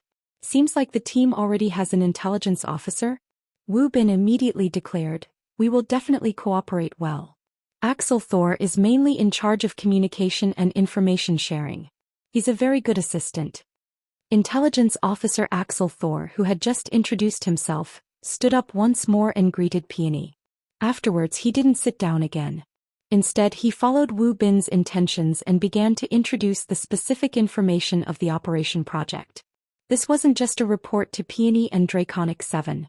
The vast majority of the people in the conference room were elites of Trigate Security's operations department. However, they didn't have the authority to inspect certain key information. It was necessary to carry out a comprehensive explanation. The light in the room dimmed and the projector turned on, projecting a different world inside. The light in the background was that of dusk. The setting sun shone at an angle and the dark red soil of the desolate plains was folded layer upon layer. It absorbed the multicolored light, like a surging wave of blood that froze in an instant. It piled up into an uncountable number of hills and ravines, extending all the way to the ends of the world. The wilderness. Wave peaks and hills? Draconic 7 muttered.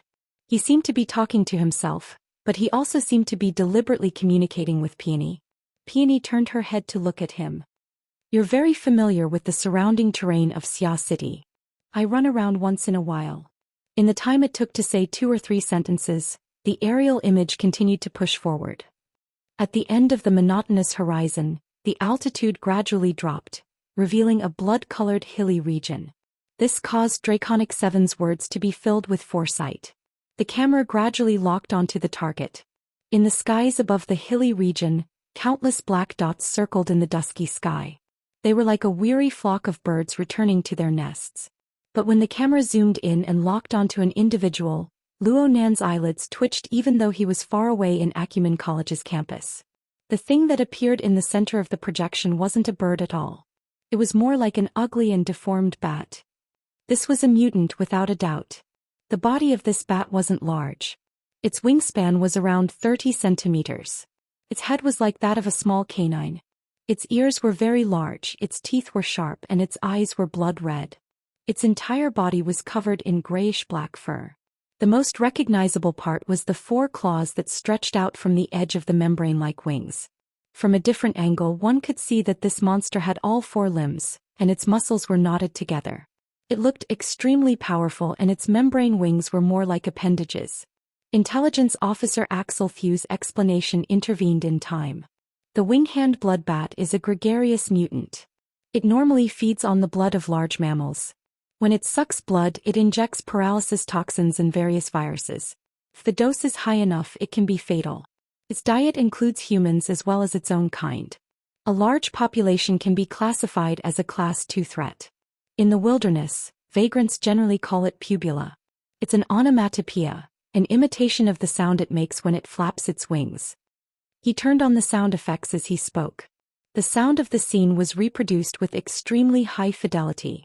Hundreds and thousands of strange bats circled and danced in the air, emitting a strange sound. It was like a large number of flags fluttering in the wind. It was a continuous stretch. Axel Thew cut out an anatomical diagram at the edge of the projection. Everyone please take note. The wing-hand blood bat doesn't have a vocal organ. In its normal state it doesn't make a sound when it flies or eats. It's a terrifying assassin of the night. It only makes a similar sound when it's courting a mate. Of course, they are extremely irritable and sensitive during these times. Their destructive power is at its strongest. As he spoke, a diagram popped up below the anatomical diagram. It seemed like this person's PPT skill was maxed out.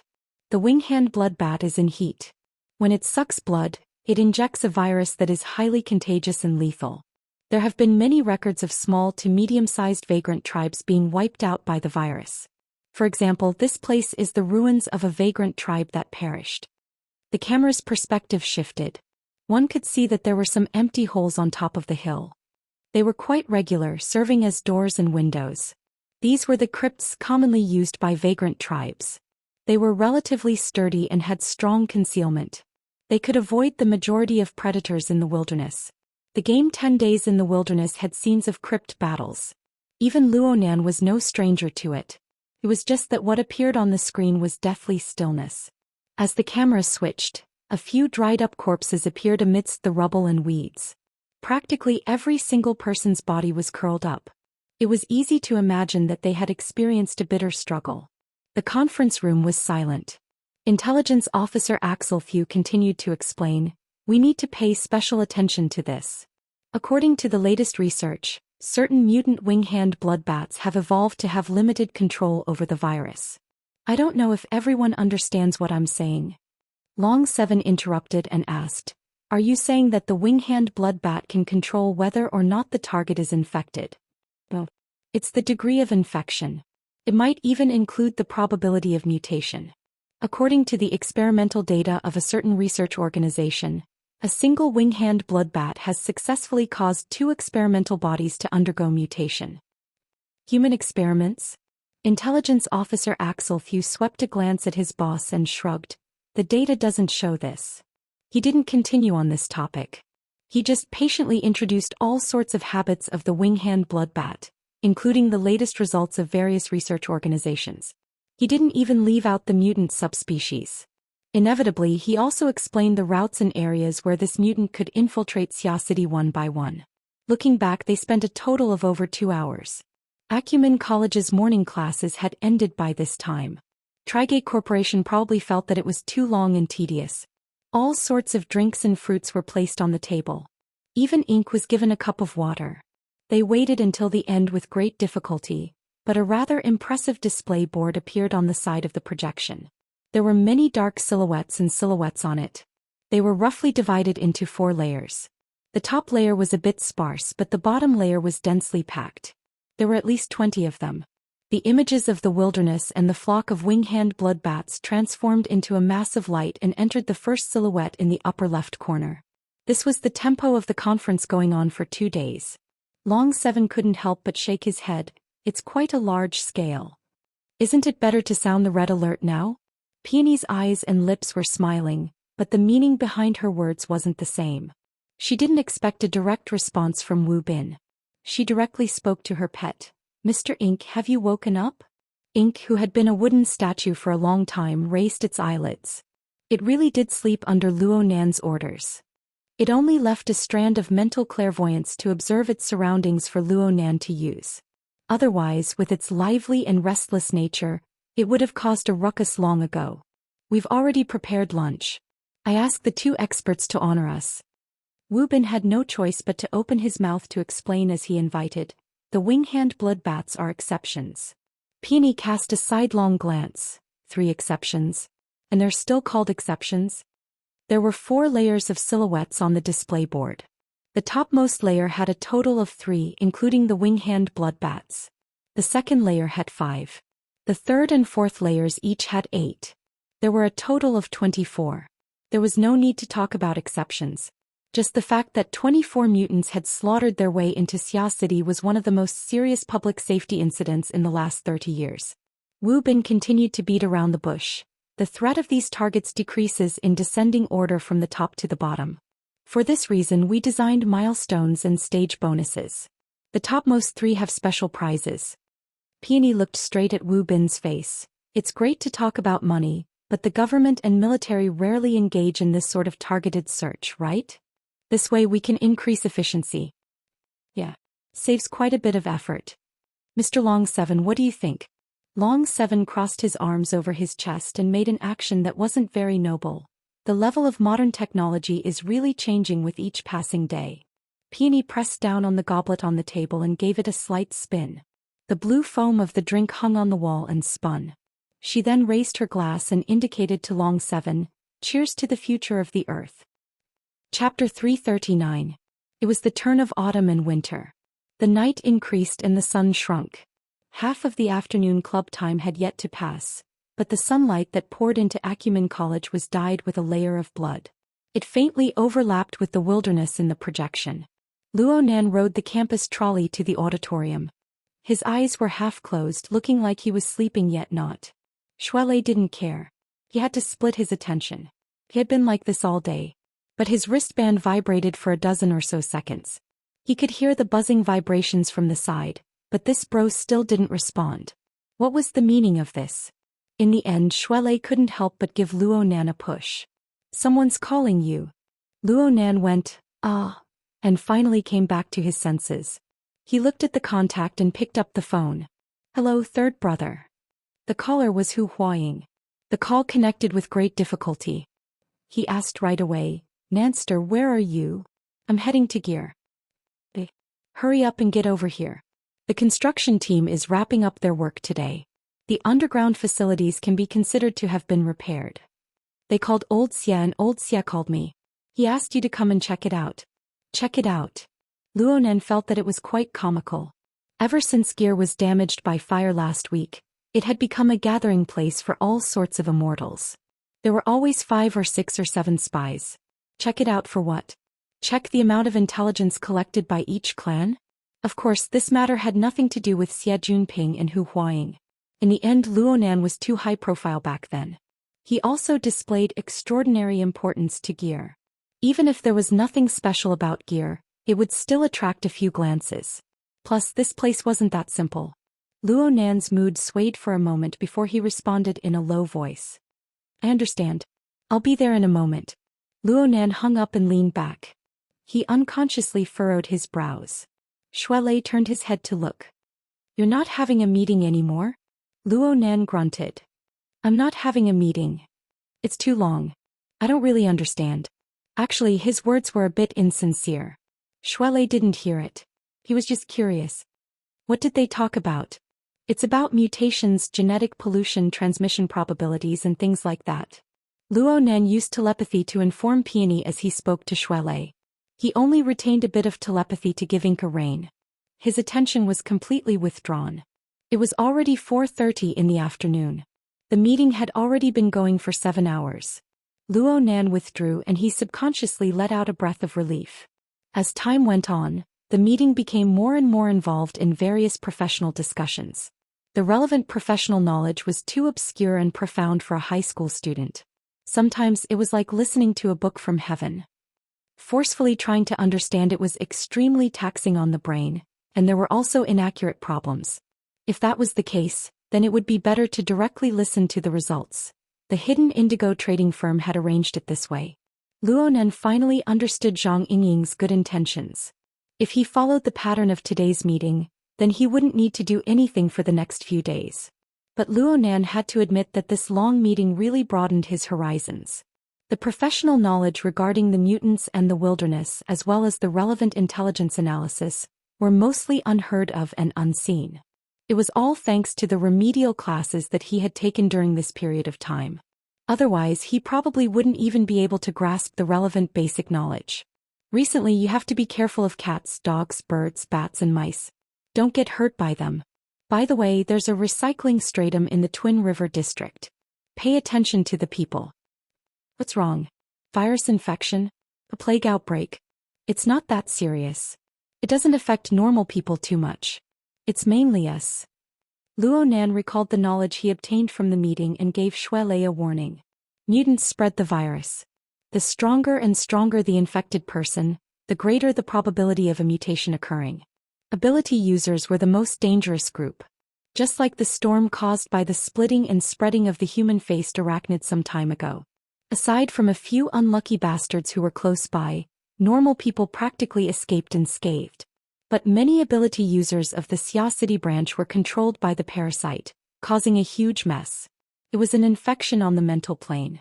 And for mutants like the winghand bat, their toxins and viruses were transmitted through the blood. Enhanced fleshly body users were more likely to attract flies. Shuelei's teeth ached from hearing this. He grimaced in pain and couldn't help but ask for a few details. Luonan acted as the translator. He told Luonan the information he knew and selected the ones that were directly related to himself. He only requested that Shuelei not spread it further and that he remind his family to be careful. It was fine for them to immediately contact the society if any symptoms occurred. Biohazard crisis, huh? Did the city hide it like this? If you didn't say it, there wouldn't have been any news at all. Alright, is there a problem with you saying these things? I did sign a confidentiality agreement. Luonan laughed and waved his hand. The agreement clearly states that the hidden indigo firm and its shareholders have the right to know and follow up on relevant developments. They also have the right to notify relevant stakeholders at their discretion. But it shouldn't cause any social impact. Isn't that fine? Social impact. Shuelei didn't quite understand. Don't go on the various authoritative media outlets. Rumors don't reach a certain scale. This should be fine. Shuelei let out a sigh of relief, but he couldn't help but laugh in spite of himself. This agreement isn't worth a fart. It can be considered an unequal agreement. This clause was indeed extremely vague. If one were to force the words out, then the scope of knowledge could be expanded limitlessly. The Xia City branch was a shareholder of the hidden indigo firm. It was also a relevant public welfare party. And Shuelei was also a member of the society. There was no problem in terms of legal principles. It was unknown how many times Peony had used this sort of method in the meeting to torment Wu Bin to the point where he wanted to cry but had no tears. This was another harvest of Luo Nan's today. Aside from professional knowledge, it also included methods and techniques for handling matters. Peony, Long 7, Director Wu Bin, Intelligence Officer Axel though, and the others had done a very good demonstration of this. Luo Nan spoke to Shuelei, expressing his emotions. Swords and blades killing silently. Just what are these people's brains made of? He truly admired Luo Nan. Luo Nan had experienced many things ever since he entered the inner world. He was always in the eye of the storm and he was always the target of concentrated fire. There were many times when he needed to be at the forefront, contending against his opponents and negotiating with his teammates. There was no room for buffering. Reality proved that he wasn't a natural leader. To a certain degree he was even lame. Ever since he was 10 years old he spent the vast majority of his time in experiments, burying his head in research. His personality was introverted to the point of being autistic. He had no concept of certain things at all. He could only follow his feelings. There were many flaws in his actions and there were many times when he was courting death. Fortunately his luck was decent. He had the support of the power bestowed upon him by formatting theory. He also had the help of He Yuan, Zhang Yingying and even big shots like Ouyang Chen. Otherwise he wouldn't have died a violent death on the streets. Instead he had stumbled his way through life until now. As for today's meeting, Luo Nan stayed behind the scenes, a rare sight. Only a strand of his mind was tied to ink. He kept his mouth shut, only bringing his eyes and ears. His experience along the way was truly pure observation and he truly benefited from it. This was especially true for Peony and Long 7. Peony had a strong ego, but she was very good at using her beauty to conceal herself. Long 7 on the other hand was a needle hidden in silk. His sharp and arrogant aura was hidden under his confident and noble words and actions. The two would sometimes oppose each other with equal harshness. Sometimes they would cooperate closely. Even a seasoned character like Wu Bin was brought into the rhythm of the entire meeting. The title of team leader had long since ceased to exist in name. The attraction of this sort of scene was much stronger than the dry classroom teaching. Peony and Long 7 were both in their 20s, but their reserves of knowledge, their behavior, their words, and even their personalities made Luo Nan feel that it was wonderful. He was very envious, and perhaps even a bit inferior. There was a difference of 6 or 7 years in age. Was the difference that big? Would he be able to reach this level if he trained for another 6 or 7 years? All right, it seemed like there was a glimmer of hope. Another call came in just as Luo Nan was describing the situation in the meeting to Shuelei. This time the call came from a different channel. It was a vibration from the hex ear. It was Zhang Yingying. After the call connected, this sister excitedly cut to the chase and asked, "Did you shock them?" Shock. Luo Nan sighed from the bottom of his heart. "Your firm is full of elites. That Peony is really amazing. She seems to be from our school. Hey, you jumped into the sea to catch lobsters. Now you're being modest? Don't just praise others. What about you?" "Me? What else can I do? I was just pretending to be a crow there." "Crow my ass. I think you're the one who's lost your mind. Bro, you're the core of this project, okay? It doesn't matter if they're elites or not. If you don't say anything, are they playing hide and seek in Xia City?" Zhang Yingying's mood drifted erratically. She had been laughing and joking earlier, but now she was resentful that Luo Nan didn't live up to her expectations. "The firm outsourced this project to you because of your mental sensing ability.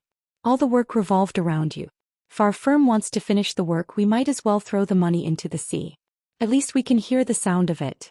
Luo Nan didn't know how to respond. This was different from their previous bickering. Zhang Yingying was completely standing on his side. She had said everything that needed to be said. It would be a bit rude for him to refute her. He was silent for quite a while, but Zhang Yingying let out a sigh. She slowed down first. I'm not blaming you. I just feel that this opportunity is very good. It's more or less tailor-made for you. You handled things like a game.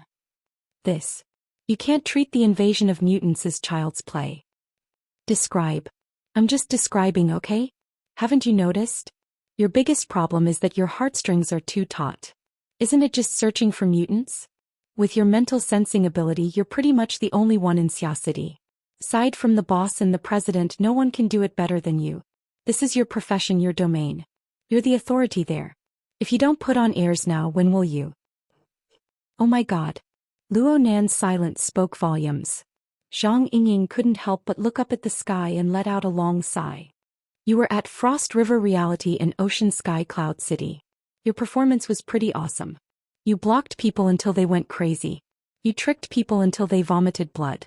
You killed people until they were completely annihilated. You were freaking godlike back then.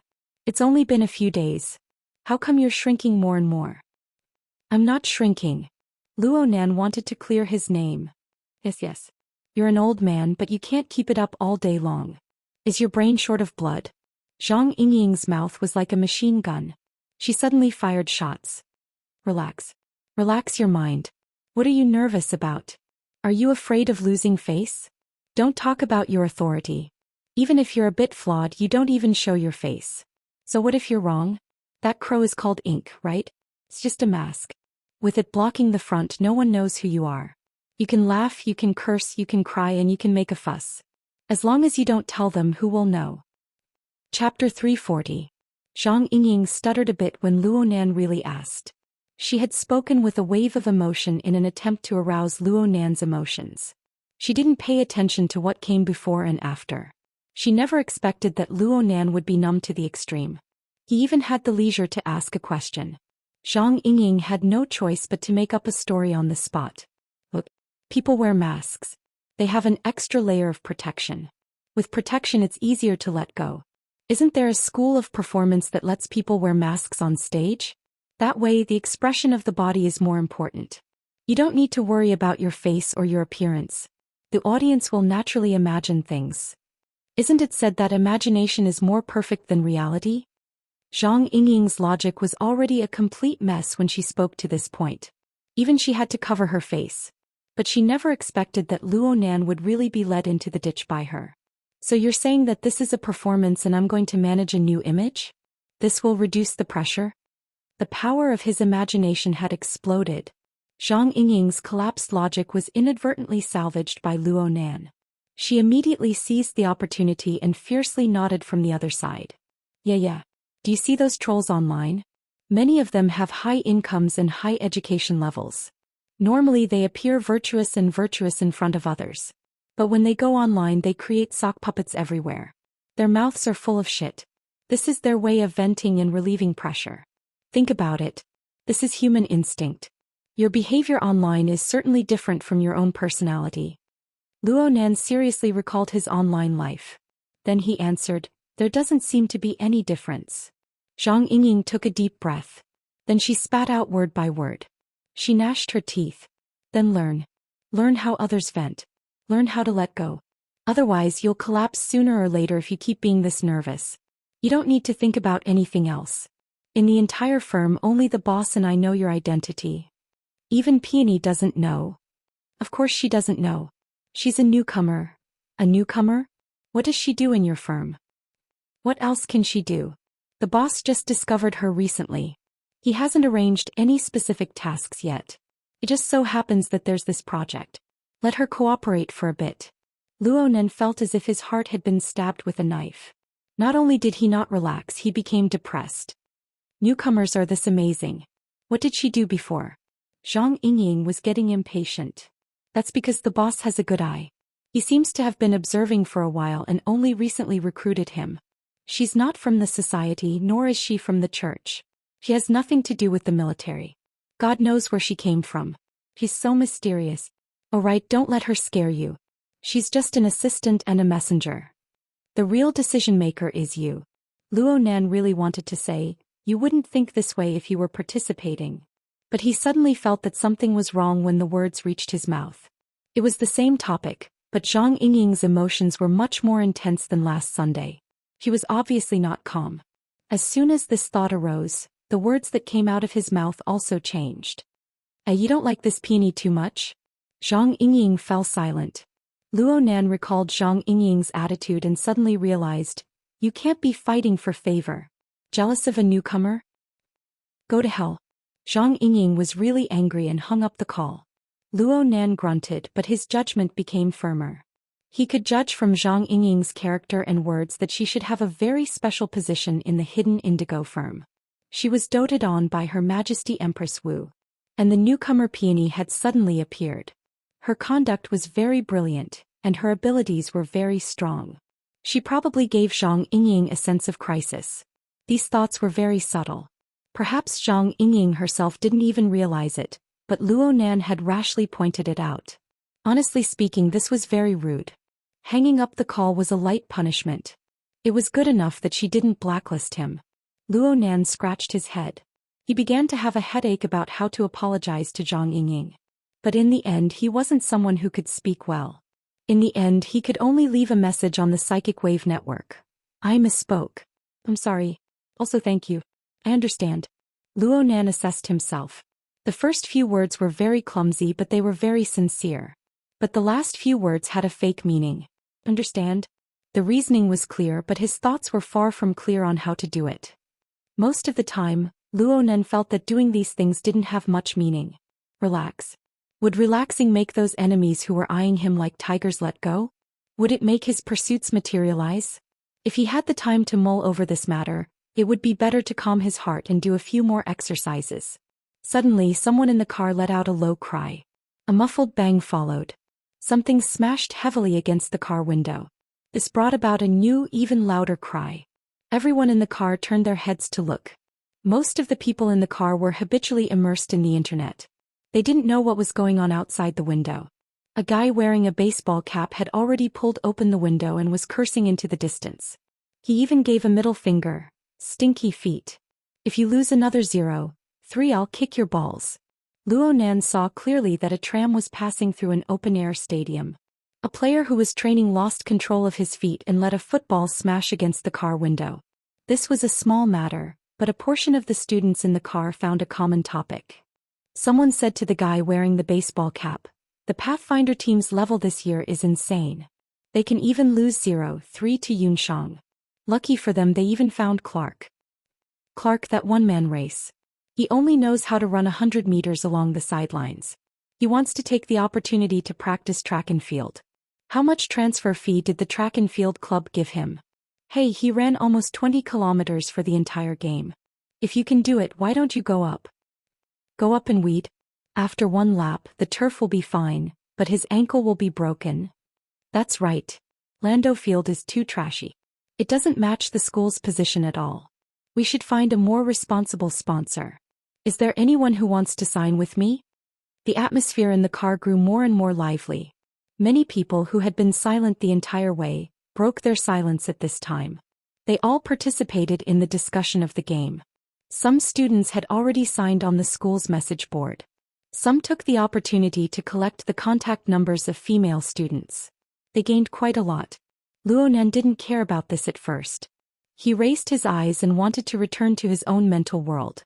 But at this time he saw Shuelei. He was also exchanging contact numbers with someone. They were discussing topics related to Clark's level. Luo Nan was inexplicably horrified. "You know that guy?" "Of course I know. Clark. Kembo, the sports star of the school. He's a lightning bolt on the field. Rumor has it that he'll soon be selected for the City United team. I saw him compete at the beginning of school. His feet aren't as rough as others say." Shuelei responded as if it was a matter of course. Then he was horrified. "You don't know? There are posters of him all over the school building right now." Luo Nan gaped. He looked at the chattering peers on the car and his heart inexplicably sank. Several seconds later he opened his mouth and asked, "You know what a jungle owl is too?" "Of course. Our school's team plays 10 days in the wilderness. They lost miserably in the fall competition last month." "You met someone from the jungle owl?" Luo Nan muttered a few words in response. He turned his head and his gaze passed through the window, unconsciously sweeping the campus. Shuelei was confused. What's wrong? Nothing. I just feel like I'm quite a homebody. Luo Nan laughed and didn't say anything more. He had lied once again. His evaluation of himself right now couldn't be described as a homebody. Shuelei concentrated on fighting. Peony was employed at the hidden indigo firm. The businesses they engaged in were a certain distance away from the world of normal people. But they didn't lose their perception of their surroundings. Luo Nan was far too boring in comparison. The trolley slowly arrived at the auditorium station. Students and passengers got on and off the trolley, and the topic of football had already vanished into thin air. It was as if nothing had happened. Luo Nan deliberately turned his head to look after getting off the trolley. Soon his line of sight cut into the lively surroundings of the auditorium. He had been training his eye's orifice here a week ago. He was very familiar with every blade of grass and every tree. He had an idea of how many steps there were. The faces of the people who often moved around here were even a bit familiar to him. But that was all. After all, these were only his temporary observation targets. Deeper information was meaningless. Luo Nan had always understood things this way. But when he returned here today, he suddenly had a feeling. He was incompatible with this auditorium, with the surrounding plaza, and even with the entire campus. He was like this 2 months ago when he first entered the school. He was still like this now. This feeling wasn't too good. Luo Nan and Shuelei didn't waste any time. They directly entered the forest on the outskirts of the north bank. They made a few turns and they arrived in front of Gear. The smell of smoke and fire from back then still lingered in this place. The construction team had already finished today's work by this time. They withdrew one after another and the place became a bit more lively. Hu Huaying was already waiting in the lobby by the time Luo Nan arrived. Aside from him, the supervisor and the project manager were all here. It looked like they were treating today as an official inspection. Hu Huaying immediately introduced them to Luo Nan. Luo Nan nodded in greeting, but he didn't have any intentions of going deep into the conversation. He didn't immediately start the inspection either. Instead he asked about Xie Junping. In the past, the young master of the Xie family was always at the forefront. Luo Nan really did miss him a bit when he was suddenly not around. With him here they could chat a few dirty jokes. Wouldn't it be lively? Old Xie has been quite mysterious lately. It's probably because he's playing around with Sissy Du. He's fasting and cultivating. Luo Nan accidentally heard the biggest joke in Xia City. He couldn't help but grin. Hu Huaying couldn't help but laugh as well. He wakes up at 6 in the morning and sleeps at 9 in the evening. He's persisted for 5 days. Oh, this isn't simple. But having a regular lifestyle is a good thing. Looks like he's persevering. The Sissy Du that Hu Huaying mentioned was the former president of the Mystic Arts Research Society, Du Yong. Luo Nan had only met him once, so he wasn't too familiar with him. He just knew that Du Yong was a bit neurotic, but he was a decent person. They chatted idly for a bit before talking about gear. The project manager maintained his silence this entire time. The supervisor explained things to Luo Nan, but Luo Nan didn't really listen. It was nothing more than equipment installation and wiring, maintenance of various systems and so on. Luo Nan grunted and grunted in response.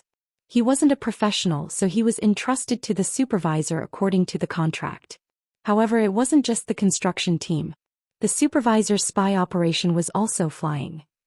You're tuning in to the Zhou Xian's Legacy YouTube channel. Don't forget to subscribe and join us on this journey to catch the most captivating stories.